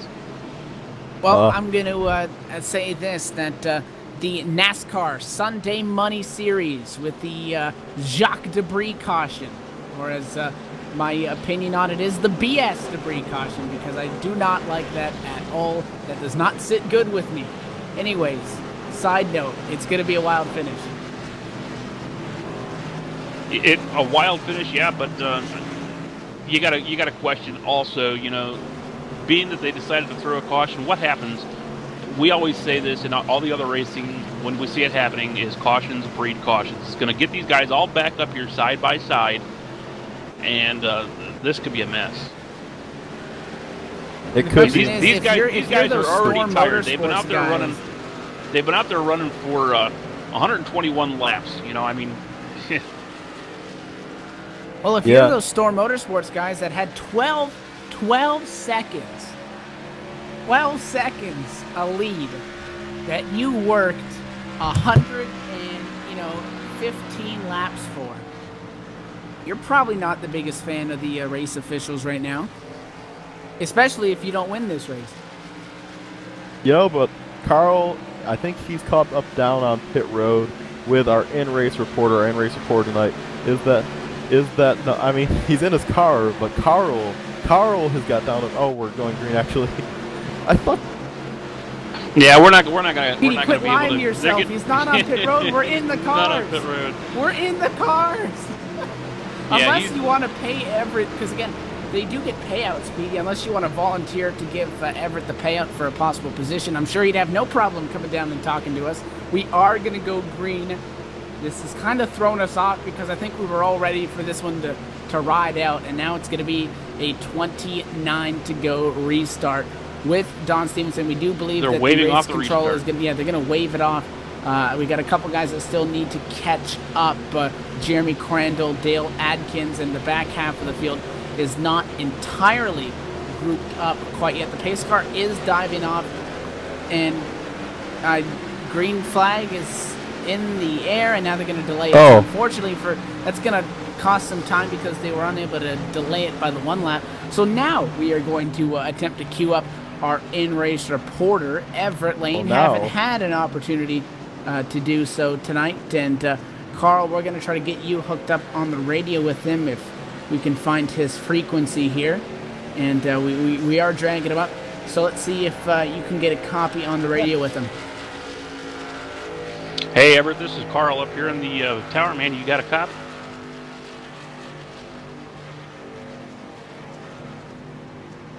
Everett Lane, you got a copy?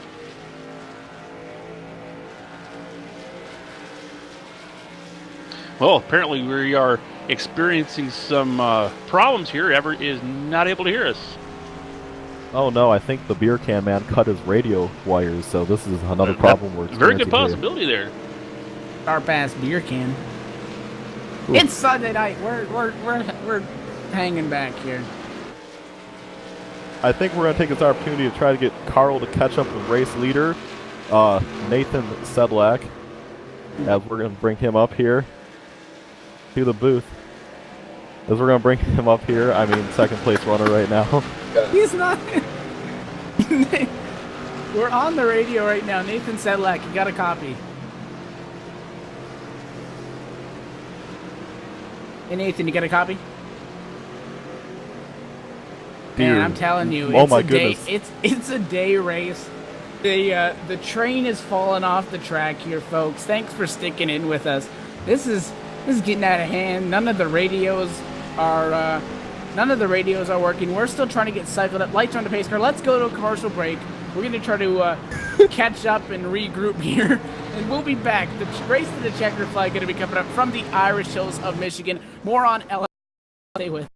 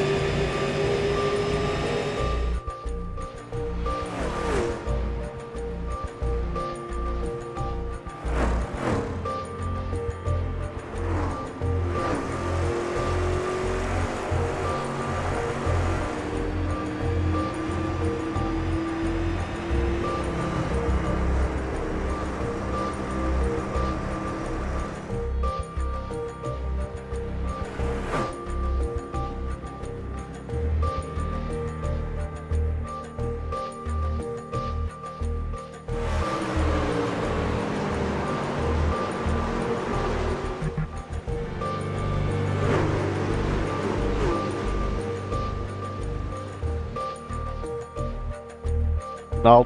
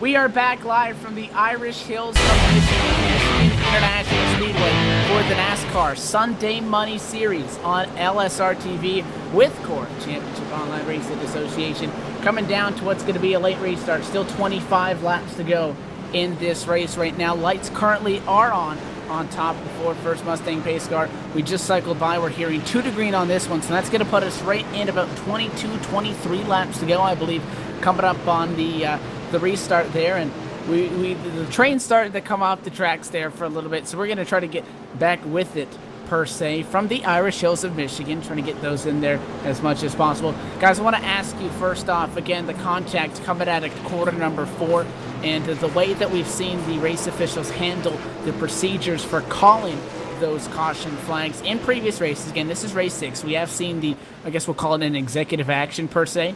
When, there's a couple cars that get wrecked, it doesn't automatically trigger it. Race control takes care of that. On a more serious note, what are your guys' thoughts on that yellow there? Because I personally don't like that call.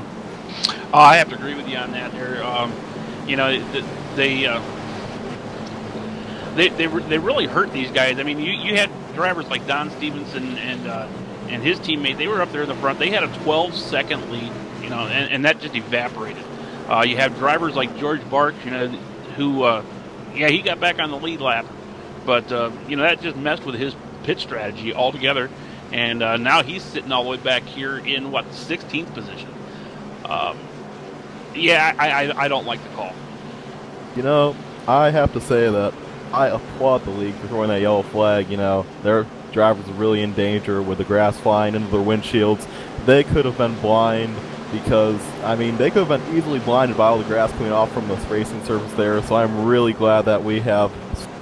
Okay, so anyways, moving forward, the lights are off on top of the pace car. We want to welcome Petey Zeller back up to the broadcast booth with us, alongside myself, Evan Posoko, Carl Jones as well, Laura Lawson, talking about something to do with the president and immigration over the whisper here, and our in-race reporter that we had our first opportunity to talk to, Everett Lane, in the number 24 car. Doubled up, going to be a 23 lap to go restart. Stevenson going to be in the top spot, Churchman in second.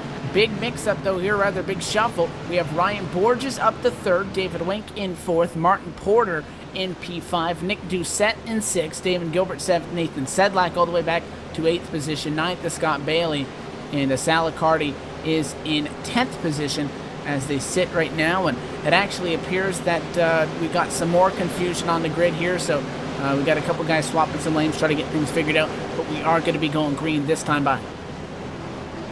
I'm noticing a lot of drivers have been given an EOL penalty here over the last couple of laps. We have James Wilkins, George Bark, Brian Cruz Monsivice, Dominic Dyball, Joel Woods. They all got an EOL penalty. I don't know exactly what that was all about, but every single one of them were sent back to the end of the longest line here for this restart. Didn't see exactly what happened, but there you have it.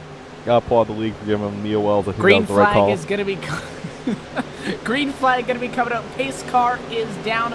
We're grouped up. We're starting to bounce off each other. Hold on, it's about to get crazy. Green flag in the air. Now side by side for the top two spots. The 20 is trying to get that 88 going. Not the best start. Getting up through the gears, rather, for Churchman. Ryan Borges may get an opportunity to steal this. He's through to second. Don Stevenson pulled out about a tenth of a second lead there on Michael Churchman. Michael Churchman is taking a look at the second place.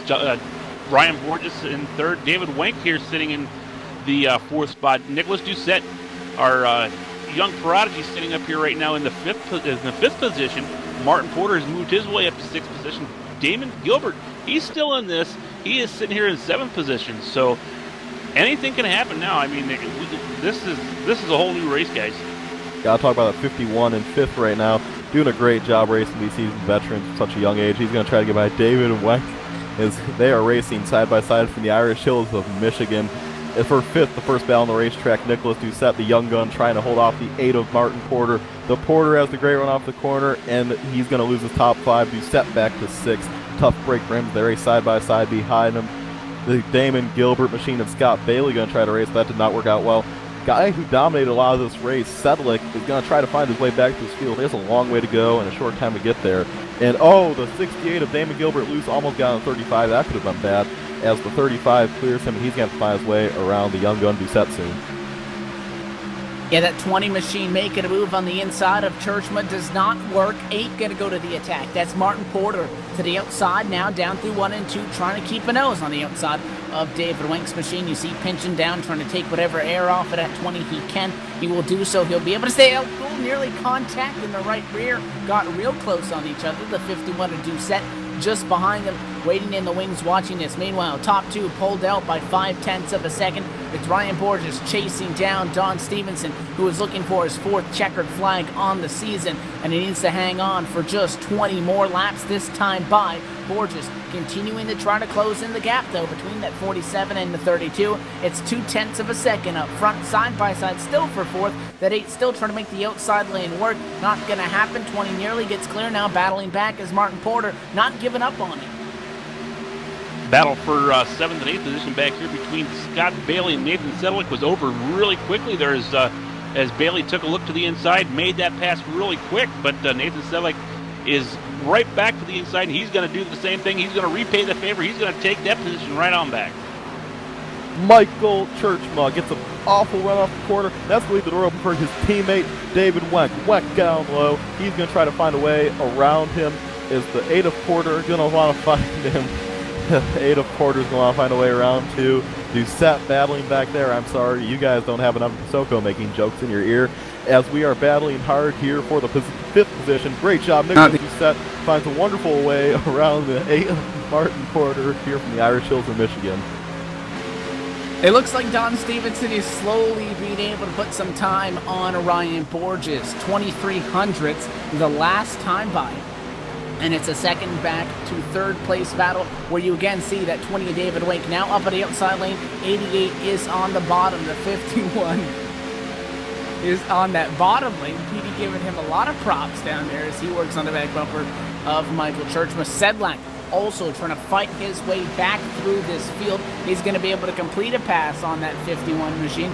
Sliding back as well, a couple other cars trying to get back there. The 68 of Damon Gilbert, who was up front. The 00 of James Brown. These guys were top 5 cars prior to that caution. They're outside the top 10 trying to get some positions made up, and maybe they can hope on a caution flank to fly to give them another opportunity at advancing their position. Look at the run, though, by the 35 machine. Sedlak, he's got nowhere to go, though. He'll follow that 20 of David Wink, give him a little push down the front. One car right now that's having seemingly a little bit of problem here is the 00 car, as he's going to lose a couple positions here quickly as he's going to drop back to the 13th position. Gilberts and Loins both were able to get around him seemingly pretty easily. Not sure exactly what was going on with James, but the Lafarge machine loses a couple positions there in the lap. Yeah, and meanwhile, let's take a moment to compliment Ryan Borges in the 32. He's made way all the way up from 22nd starting position to 2nd. He's just kind of driven his way through the field slowly and methodically, and now he's up there battling for a win with his quote-unquote teammate Don Stevenson, as we just have 16 laps to go from the Irish Hills of Michigan. Battling hard, though, still for that 4th position. No one's really made a case that they want that position except Nathan Sedlick is trying to find a way around, and he will clear him. Evan, as this race is getting down to the end, the nitty-gritty of it, does Nathan Sedlick have enough time to catch Don Stevenson and try to retake this race? At one point he dominated. Even though he's making up spots, he's still slower than the guys in front of him, at least the last time by. We're going to get a more accurate read on it this time as he has clean track in front of him. Borges has slid back to about 4/10 off of Don Stevenson right now. We're going to get the updated numbers. 15 to go from the Irish Hills of Michigan to Michigan International Speedway. That time by now 5/10, half a second. And again, Sedlak actually going to lose some time as well. Sedlak running with a 40.538. It's a 5.95 for Stevenson, so barely closing in actually was Nathan Sedlak, but he's too far back that I don't believe he'll be able to get a legitimate shot at it unless we see a caution. If we were to do so, that would put Sedlak behind Stevenson in a prime position to challenge. But right now, I do feel that it is the 47 and the 35 being the two strongest cars on track, much like they have been all race long. Borges sitting in second right now. You mentioned he's been able to make up 20 spots from where he started. Don't think he has enough to challenge, though, for the top spot quite yet. Yeah, he's falling back about 1/10 of a second a lap as Borges. He is now 0.6 of a second behind Stevens here now for the lead. Nathan Sedlak, on the other hand, is just the opposite. He is gaining about a tenth, maybe a little bit more than a tenth a second a lap. David Wenck still sitting back here in the 4th position, and looks like that big battle there for 4th on back has pretty much settled down, as these guys have all got it single filed out now. Yeah, and as the track conditions start to heat up, the drivers start to cool down a little bit here late in the race. Normally the opposite, but right now everything's getting really spread out. First battle on the racetrack, it's not really a battle at the moment, is Churchma and Doucette. They're going to try to battle for that 5th position in a second if the young gun can get by him. But right behind them, there is a more heated battle. Up there 4th, about the 10th position, the 50 is trying to find his way around the number 08. Dustin Lee has just got around the 08 for another position of Scott Bailey. Dustin Lee starting to move his way back to this field. Not sure he has enough time. Another car I want to point out really quick, he was lightning fast early in this race. George Bark has not had the same type of speed he had earlier. He's only found his way back to 14th. He cannot make up as many positions as he did in the first 20 laps of this event. So George Bark looks as though his magical run he had going today is going to end here if he does not catch some sort of break.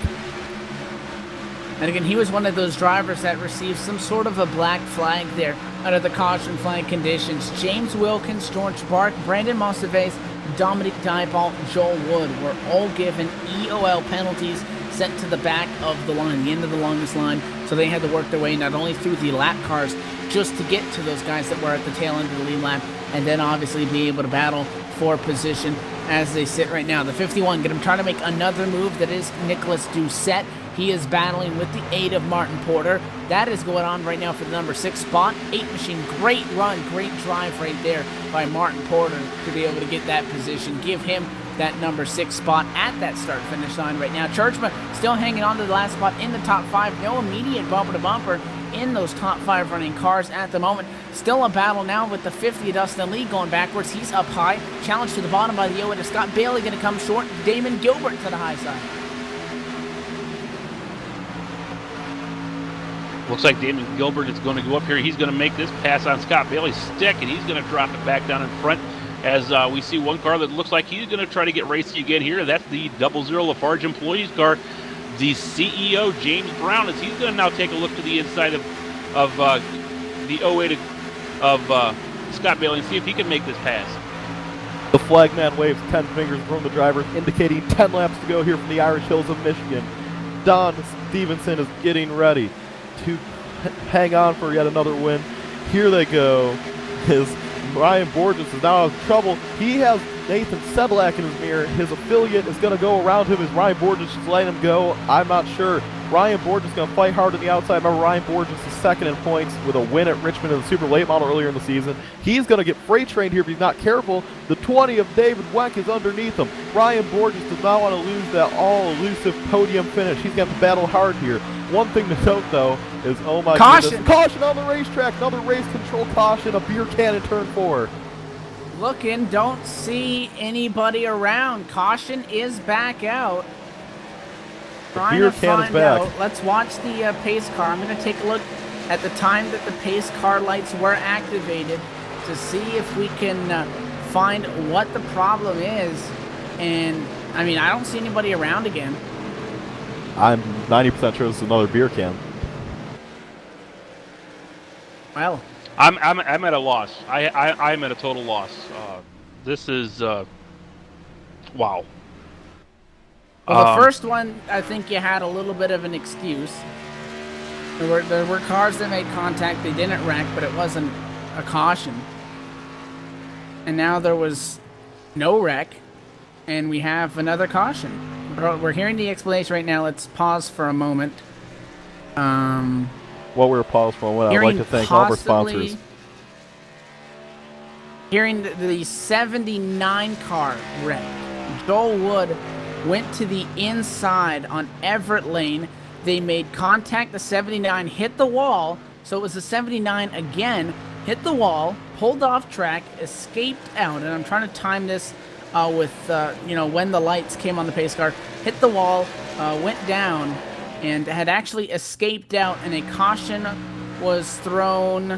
Again, I heard the 79 machine, can't confirm that that's what it's for, But 79 did yeah, get hard they're on the talking wall. about 79. He hit the wall, he escaped, and then they threw the yellow about a minute later.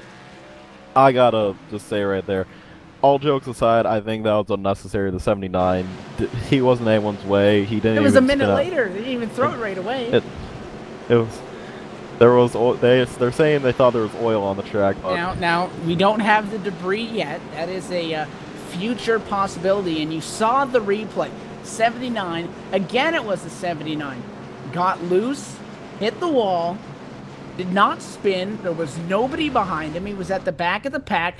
Immediately escaped out, and then the caution flew, 60 seconds later. So I don't like those calls. Meanwhile, Carl, you got, we're going to try again with Everett on the radio. Hey, Everett, this is Carl up in the tower. You got a copy? How you doing, Carl? Doing well, man. 2 cautions here being thrown by race officials. Any idea what's going on out here? Why are they calling caution flags? Well, we got a long green flag race in there. Some single car incidents going on, double car incidents going on. It just happens sometimes. Okay, I know you can hear it better than what we can. The explanations. We're trying to find out exactly what was going on out there on the racetrack on why they're calling cautions. Yeah, cars are getting loose, running on no tires, 2 tires. They're starting to get a little more aggressive here at the end. They're starting to get loose. Me and the 79 got together a little bit. Well, now that we got that out of the way, just wondering how that 24 car is handling for you tonight. You having any issues out there at all, or is it handling pretty good? I just got a EOL, so I guess that was my fault. But racing's racing out here. It's been a good race. It's been a lot of green flag racing. I guess we're going to have to start at the back here and see if I can't make my way back to the front. Well, Everett, we're going to let you get back down here. Before we do, you got any shout-outs you want to give? Oh, yeah, I want to thank, Fast Lane Racing, Quick Lane Racing, and Left Lane Racing. Got a bunch of good racing teams put together, a bunch of good guys, and let's see if we can't bring some of these things in the top 10 today. Well, thank you very much for taking the time there and talking to us, Everett. Good luck the rest of the race. Hopefully you can move yourself back up through this field. 10-4, Carl. Thanks a lot, buddy.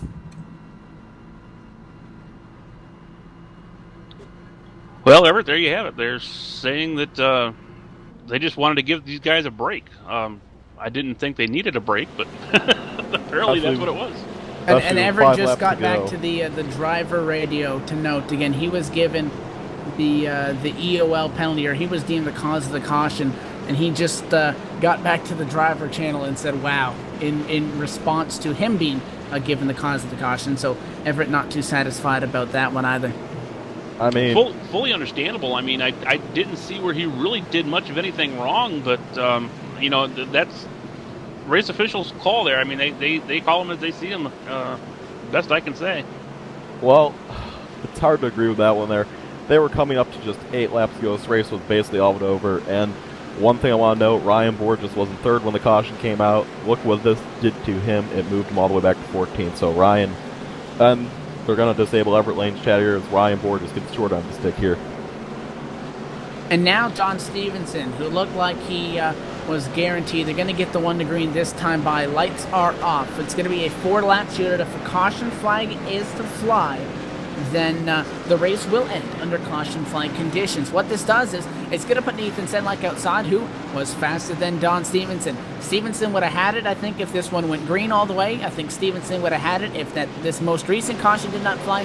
If Nathan Sedlak gets the checkered flag here, I mean, Don Stevenson really can't complain too much. It's his teammate, number 1. Number 2, he's got 3 trips to victory lane. But if that 47 were to lose this from somebody that is not his teammate, I'm pretty sure he would not be too happy about the end result, guys. Final calls here. It's coming to 4 to go. Who takes home the checkered flag? I'm saying Nathan Sedlak's going to get the job done. I'm gonna go with our 3-time winner here, Don Stevenson. He's on the inside.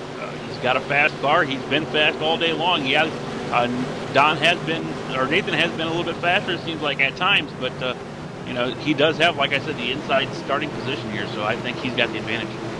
George Bark does the unthinkable, passes 11 cars in just 4 laps and wins the race.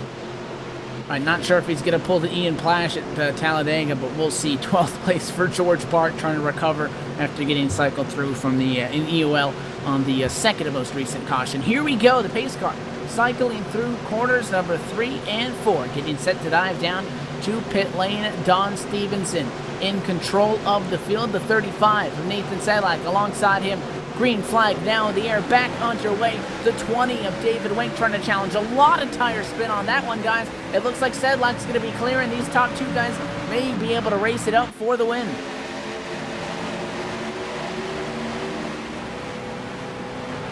All right, going down here into the back stretch here now. Don Stevenson's able to pull out real quick, 10th of a second lead over Nathan Sedlak. David Wink, he's going to be following close behind here in 3rd position. We got him fanning out here in the back end of the racetrack. They got a wreck in the back of the field. Caution is out. That's going to be the end of this race. Don Stevenson is going to be the winner of tonight's race. Don Stevenson does get his win. Is around real quick. It's the his Chevrolet. It started in front of him. The 08 machine, I believe, was turned around just in front of him. That's Scott Bailey. Bailey got sideways, and it was George Bark who was trying to find a way through, attempted to shoot the gap with a big run, got sideways. Him and the 08 got in the wall, and then Bailey sideways in the middle of the racetrack got clipped by a couple of other cars. Caution flag would fly from that one, evidently. And this one is going to go to Don Stevenson. Carl, even despite the caution flag had come out there with that incident down the back, you have to attribute that to a great restart by Don, because, you know, if he was able to allow Sedlak to get up next to him, Nathan Sedlak could have easily made a move by the time they were down the back and could have won it. So the 47 nails one last restart, and he earns fourth checkered flag in 6 races. That's very, very impressive. I mean, I'm still at a loss. That caution flag should not have come out. I'm sorry. I just don't agree with what they did there. You know, they did exactly what I said I was going to do, and cautions do breed cautions. Like I said before, you know, that this was bound to happen, and we went from having a great finish by Nathan Sedlak and Don Stevenson to this. I just don't know what to say. I'm just really disappointed. Yeah, and again, both, and we've seen it pass. And the first one I can think of is Atlanta. We saw an incident, and we had a couple of guys go around. And because of that, no caution was triggered. Race control threw it fair game. Because, again, iRacing typically is only going to trigger the caution flag if it flies when those cars are on the racing surface. If you spin down the back, typically not going to happen.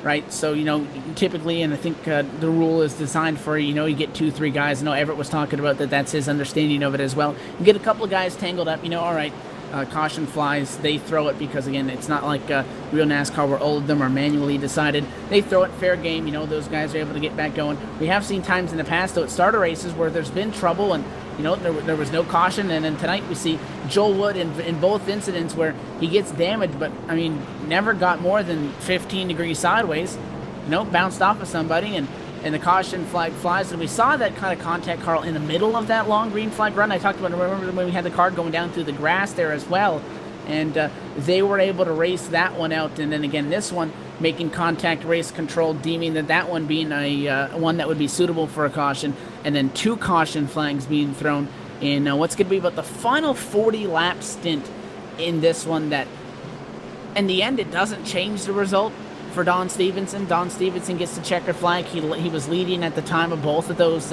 cautions that were thrown by the tower. But there's a lot of guys that are going to lose positions, including guys that were in that most recent wreck, are going to lose spots than what they should have been if it went green all the way. Yeah, it's a hard call. I mean, like you said, you know, we did have incidents that happened earlier on in the race that nothing was said about, nothing was done about, but 2 small incidents where really no major problem happened. You know, they threw 2 caution flags. And like you said, it did cause a lot of drivers to lose a lot of positions. Drivers like George Bark, you know, he had his pit strategy all planned out, what he was going to do today, and he seemed to be sticking to that pit strategy, which we'll never know now if it would have been something that could have worked for him or it could have got him up maybe into a top 10 finish. Unfortunately, that's going to relegate him back to 14th position. This race is going to finish with 18 drivers on the lead lap. Last car on the lead lap is going to be Dominic Dabble in 18th. We will give a full field rundown once we come back and talk to our top 3 finishers here. Coming up very shortly. Obviously going to go to a commercial break to get the post-race show set up, and then we'll get the official results. We'll let you know where everybody finished, and we will get you set up for the next race that's going to be coming up. That's going to be race 7 as well, coming up on the Cora season. If you want more information on Cora, again, check them out online, cora-racing.com. It's also the same on Facebook. If you search that in, you can find out some more information in those regards. But after 150 miles of now hard green flag racing, a lot of hard racing as well, a lot of contact, a lot of side-by-side, and throw a little bit of controversy into it as well. 4 for 6. He's batting pretty good on that percentage. Checkered flag tonight. The 47 of Don Stevenson gets the job done again, and it is the Storm/Vortex gang that sweeps the top 4.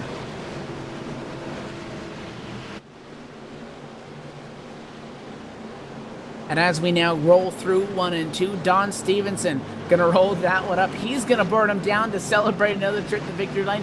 We're going to come back in just a few moments' time for the post-race show. Going to talk to our top finishers and get you set again to roll into our next race. You're watching Cora Championship Online Racing Association, the Sunday Money Series from the Michigan International Speedway. The post-race show coming up. Stay tuned.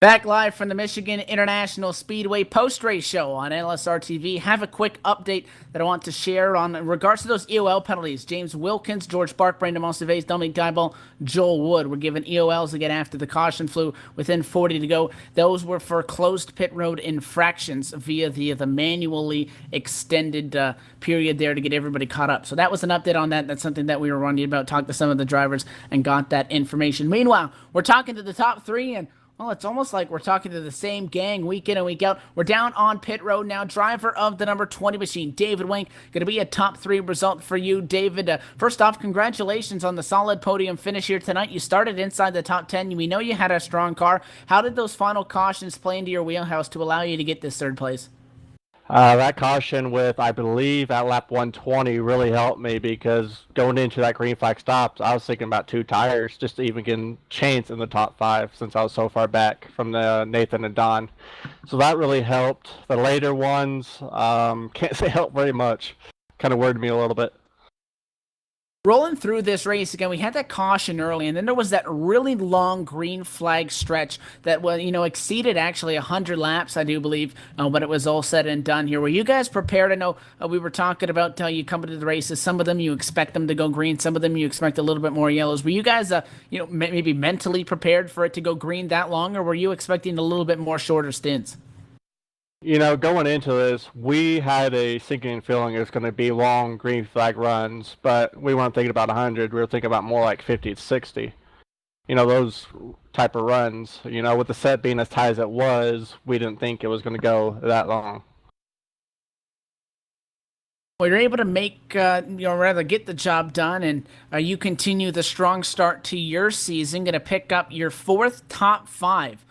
In this campaign. So that's obviously got to feel good for you guys. Right now, you're on the positive end of that cutoff for the chase. What do you need to keep doing here to be able to stay above that 12th position cutoff to have a chance to battle for the championship?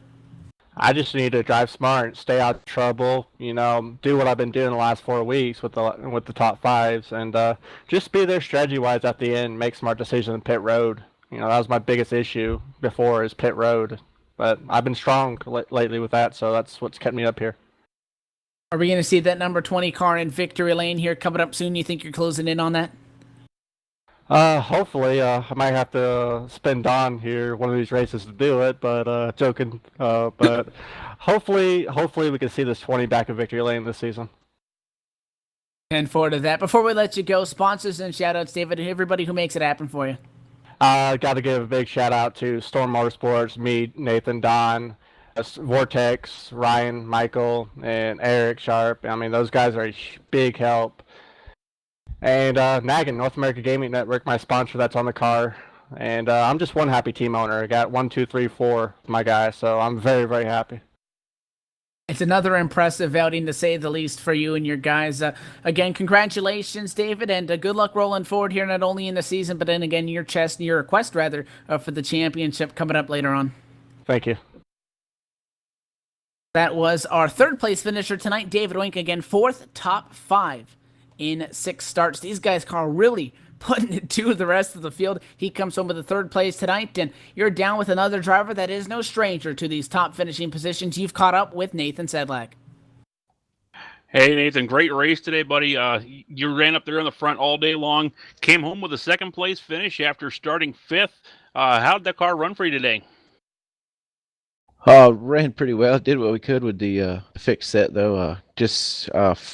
First, man, I got to say thanks to all the guys in Cora, all the drivers out there that made that race what it was. Could have been a long, drawn-out night, but we got the laps done, and everybody did a wonderful job, and that was exciting being out there with them. But, yeah, good run, really good car. Just trying to be disciplined on the line was really tough all night, and had a little fatigue set in on that long run and forgot to take on 4 tires with about 30 to go, and almost ruined my night. Could almost got back to Don, but we got the late caution. So it is what it is. We'll take it. Speaking of Don, I know he's your teammate, but what's it going to take to beat him this season? It looks like he is just dominating just about everywhere he goes. He's got 4 wins now on the season. What is it going to take to get to the front of that pack and win one of these races over him? Yeah, it's pretty tough. You can't screw up like I did. That's all it took tonight was a couple of check tires after running that many laps under green, wasn't paying attention. was talking strategy before and never switched it back, took 2, and I just had to go back in. But that's all it takes to lose to him. I think I had his number tonight and could have got him, but, we'll take it. It's a tough guy to beat. It's excellent having him out there. I'm learning a lot and coming along real well. Well, I got to say, you guys had at one point a 12-second lead over the rest of the field. You and Stevenson, excuse me, and that caution came out. What went through your mind when the caution came out? With a 12-second lead on the field, what were you thinking? Well, the whole time it was green, we were talking strategy and everything. So when the caution came out, we knew it was a whole new race again. And we just knew it was wipe the slate clean. We'll start over. Guys were going to be charging hard, and we were going to see what was going to happen. But unfortunately, there I got caught back in ninth, which wasn't too bad because we had so many cars that we had lapped. So that helped out a little bit. I didn't fall away far back, but I knew it was a whole new race, and there was guys that were itching to get up there for sure. But the way we drove the set was different than a lot of people. I got out real early, a lot earlier than everybody else, and the drive off was just so great, and that's what helped me the whole night. Well, I gotta ask you. We talked about this during the broadcast here, and when they threw the cautions, we went back and tried to find what the cautions were. We couldn't find anything. Do you agree with what they did? I know the first one was probably a big break, got you to get a little bit of feeling back in your arms, but that second caution, I'm still trying to figure out what the second caution was about. Yeah, that one wasn't ever explained in the room, so I don't know a lot about it. I'll definitely go back, watch the race, see what happened, see what the call was. It's just unfortunate. I guess, things go that way sometimes. I'm not one that's going to gripe too much about it. You just go with the flow and take it. It's a long season. Things like that are going to happen. It's unfortunate, yeah, because, it could have changed everything there at the end. But I was glad I got close to second, and then I had another caution come out, so I was back up there where I needed to be to try and win that race. The worst one was the last one, but we'll take that, and we'll go from here. Well, Nathan, now you got 1, 2, 3, 4 tonight, so you guys really, really did well. Real strong Storm Motorsports team, especially. You guys are showing that you guys have probably the best chance of winning this championship if you're able to keep this up. Just wanted to congratulate you on your second place finish, and I want to ask you got any shout-outs for tonight? Yeah, for sure. Shout out to all those guys, Storm, Vortex, North American Gaming Network, everything that everybody does. We're a good group of guys. We help each other out, talk, and, we bring other guys along, we help them out, and it's just fun interacting with everybody. Good friendships. We've been together now for almost 2 years, so it's a really good group of guys. We're sticking together real tight and real fun. We're having a good time. That's our second place finisher, Nathan Sedlak. I believe Evan Pasoko is down in victory lane now with our winner.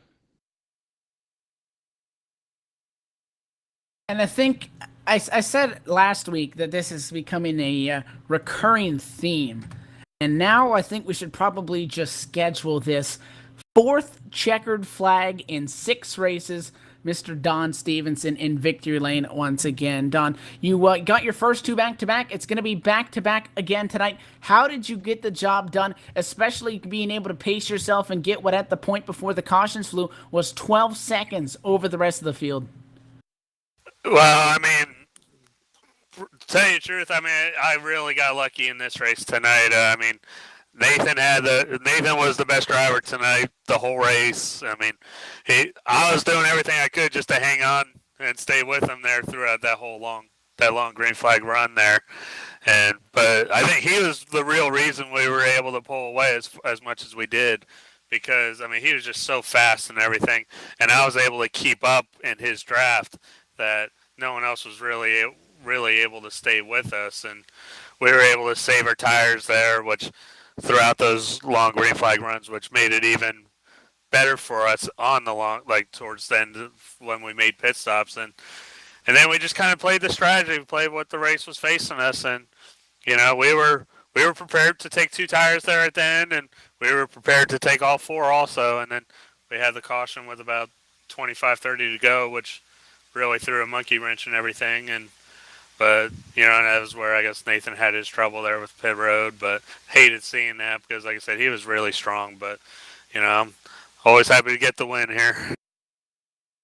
And never complain. And I asked you the same question last week, and I guess we'll ask again. This was a fixed setup race. So the fact that the Storm, the Vortex gang, not only ran so strong all race, but sweep the top 4. You guys are just putting on a show here to kick off this season. Well, I think the biggest thing is we work together. I mean, we'll race each other hard, when the time comes, but, through 95% of the race, you can bet we're going to be working together. And I think that's kind of what separates us from everyone else is our teamwork. I think is better than everyone else's, and also having a lot of driving ability there sure doesn't hurt at all. You guys are definitely solidifying yourselves as serious title contenders. Now that you're knocking off these wins, but you got to stay, rather consistent through the year to make it to the chase. Do you feel like the way you started off this season so strong now, 4 wins in 6 races, or if we look back to when we spoke last week, at that point, it was 3 wins in 5 races. It's going to be a 5-race chase for the championship. Do you feel confident in your abilities that when it comes down to that, you'll be able to, keep up the run, or rather match this kind of a run that you're having here to start it off when it matters the most? Well, I mean, that's the chase. I mean, that's so far ahead that, I'm trying not to look too much towards that because, like I said, we still have a lot of racing to go here. And, anything can happen over the next, 15 some odd weeks before the chase.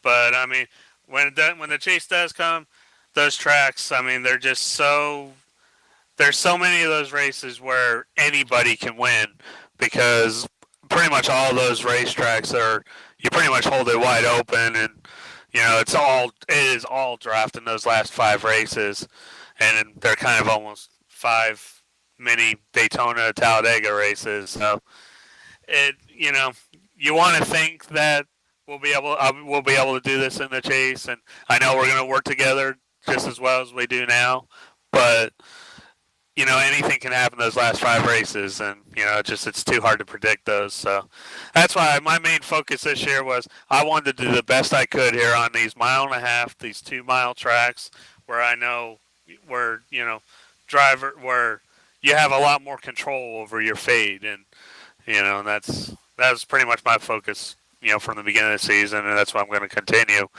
throughout. Well, you're able to get the job done, Don, and as always, before we let you go, you're actually able to park it in Victory Lane this week. Sponsors and shout-outs again, everybody who made this kind of a run possible for you and the team.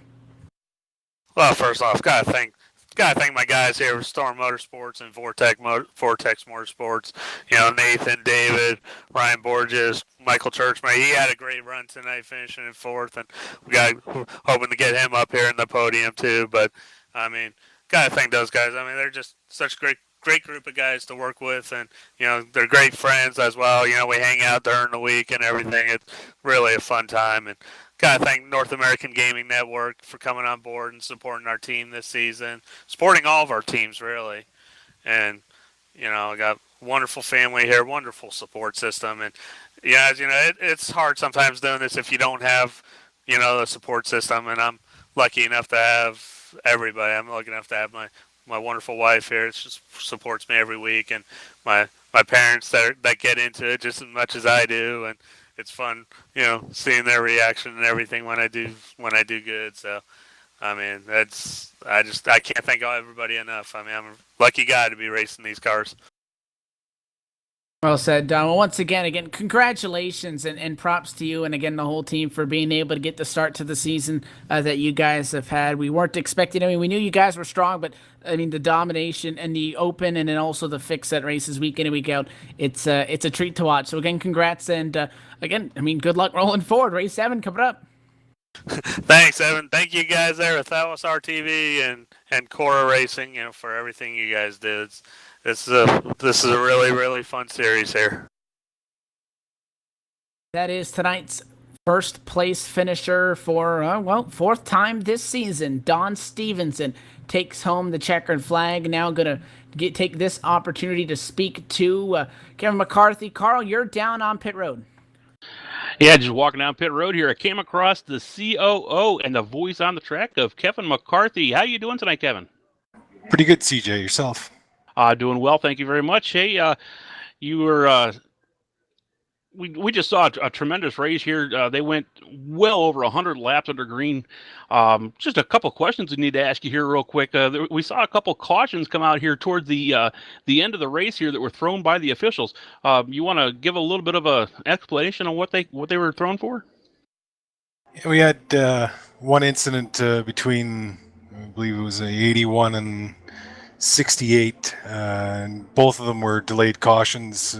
Get feedback from the marshals, some of the stewards on the track, that there had been an incident. So going back and looking at it, calling late cautions on that, bringing the field under caution. The very last one there was really delayed.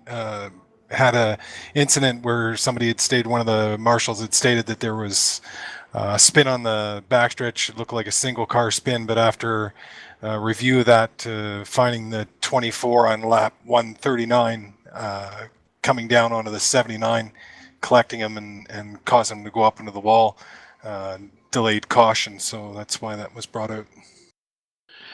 Well, like I said, we did see a great race tonight. We've seen drivers like Don Stevenson, Nathan Sedlak once again up here in the front of the field. Don Stevenson looks like he is going to be the class of the field here in the Storm Motorsports car this season. You guys have been putting on some great races here in the past couple of weeks, and one of the things that I'm a little bit disappointed of, and I'd like to ask you another question here real quick, if I may, is you guys Sure. decided you're going to do away with the late models, the super late models this season. What was the reasoning behind that? Just the size of the fields, and the drivers just don't seem to be able to cope with those cars, and it's very tight racing in smaller tracks. They're the guys that we've got racing with are very much suited to the larger tracks, and I wouldn't say the cars aren't all that ill handling, but just in regards to larger tracks and giving the drivers more room out there.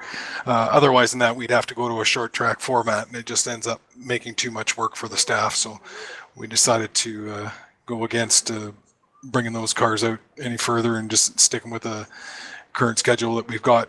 Probably won't ever come back to a short track or any of those cars in near future, I don't think.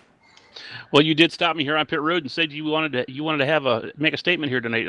What was it that you wanted to give on live broadcast? Well, I just wanted to say to all the drivers that we have out there that are involved in Cora, I want to congratulate everyone on a great race tonight. The last few races just been exemplary. I can't say much more for the drivers. I want to thank every one of them for the races that they've given us in the last 3 races. Just been phenomenal. The respect out there is seen tenfold. That's all I wanted to basically say was thanks to the drivers. They're thanking us for what we do, and I just want to thank them for what they're doing for us out there. Well, thank you for your time there, Kevin. I know you have a busy job up there in the tower, and it's not ever as easy as whatever everybody might want to think it is. I've been up in the tower with you guys. I know how hard it is to make some of these calls, and you guys. You got that right, CJ. You guys have been doing a tremendous job up there this season, and look forward to the rest of the season here, and we're going to send it back up here to Evan. Thanks, Carl Jones. You know, it took me way too long than it should have to figure out that the CJ thing was your initial, because I thought he said TJ at first, so just a side note on that. I think I might be losing it. But there is the explanation from Race Control. Again, they were delayed, but they were in reference to give them time to review the incidents that happened. So nonetheless, it is still going to be, well, I think the guy that would have brought it victory lane. Either way, Don Stevenson, Carl again, 4 wins now, 6 weeks in, and that whole Storm gang as well. We saw Bark and his teammate Crandall really strong on the plate track to kick things off in Daytona. And since then, I mean, you know, it's one thing to have a team, and they say that, and you know, share the setup with the team. You guys practice together, you're strong. But when you come out here like that, also with a fixed setup that everybody else has, and you're 12 seconds ahead, can't say enough about those guys. Yeah, those guys, they just put on a clinic tonight. They showed exactly what you needed to do to run on this racetrack, and they did a tremendous job. Don Stevenson, hats off to you, man. That's 4 wins this season, buddy. I think he's got a really good chance of taking this championship if he's able to keep this up. I think we saw a great race today here, kind of marred by a couple little cautions there. The early caution caused by an actual spin, but couple late cautions there that, in my opinion, well, it's only my opinion. But otherwise, yeah, tremendous race. These guys did an absolute tremendous job out here. The entire field did a tremendous job out here, keeping these cars clean and keeping them going in the right direction. And that wrapped things up from tonight. Again, Stevenson, Sedlak, and Wink, the top three. We talked to them. Also, Michael Churchman, Martin Porter, Nick Doucette in 6th. 7th was Salicardi. 8th, Dustin Lee, Damon Gilbert. 9th. And running up the top 10 was James Brown, Borges, Reeves, Loins, Bark, Adkins, Montsevier, Lane, Dieball, Starks, and Wilkins would round out 11th through 20th position. 21st through 30th would be Jason Halverson, Jeremy Crandall, John Pansula, Scott Bailey, Dylan Ackert, Joel Wood, Chad Wilson, Colton Berkey, Gordon Berkey, William Roberts, 30th position, and Tim Johnstone would round out tonight's 31-car field. And it was an exciting one. We had everything. We had the late race drama, controversy, green flag racing, and, the typical Storm Motorsports nomination, checkered flag tonight for Don Stevenson. That does it on behalf of us at LSRTV for tonight's broadcast. I want to thank everybody that made things happen possible here at Cora, Hurley Property Management, Small Town Computers, iRacing.com, TeamSpeak 3, and BART Competition Karting. For more information for Cora, check them out again online, Cora-racing.com. Also, that is the same thing to search in. Check them out on Facebook as well. And again, everybody here at LSRTV, PDJ Zeller joining us up at the booth, had to step away a little bit early. Laura Lawson pushing the buttons and getting us on air as always. Carl Jones for doing a fabulous job joining me up at the broadcast booth again. My name is Evan Posoko. We have an off week. We're going to see you 2 weeks. Time to beat. Cars are back from the Charlotte Motor Speedway. We'll see you then.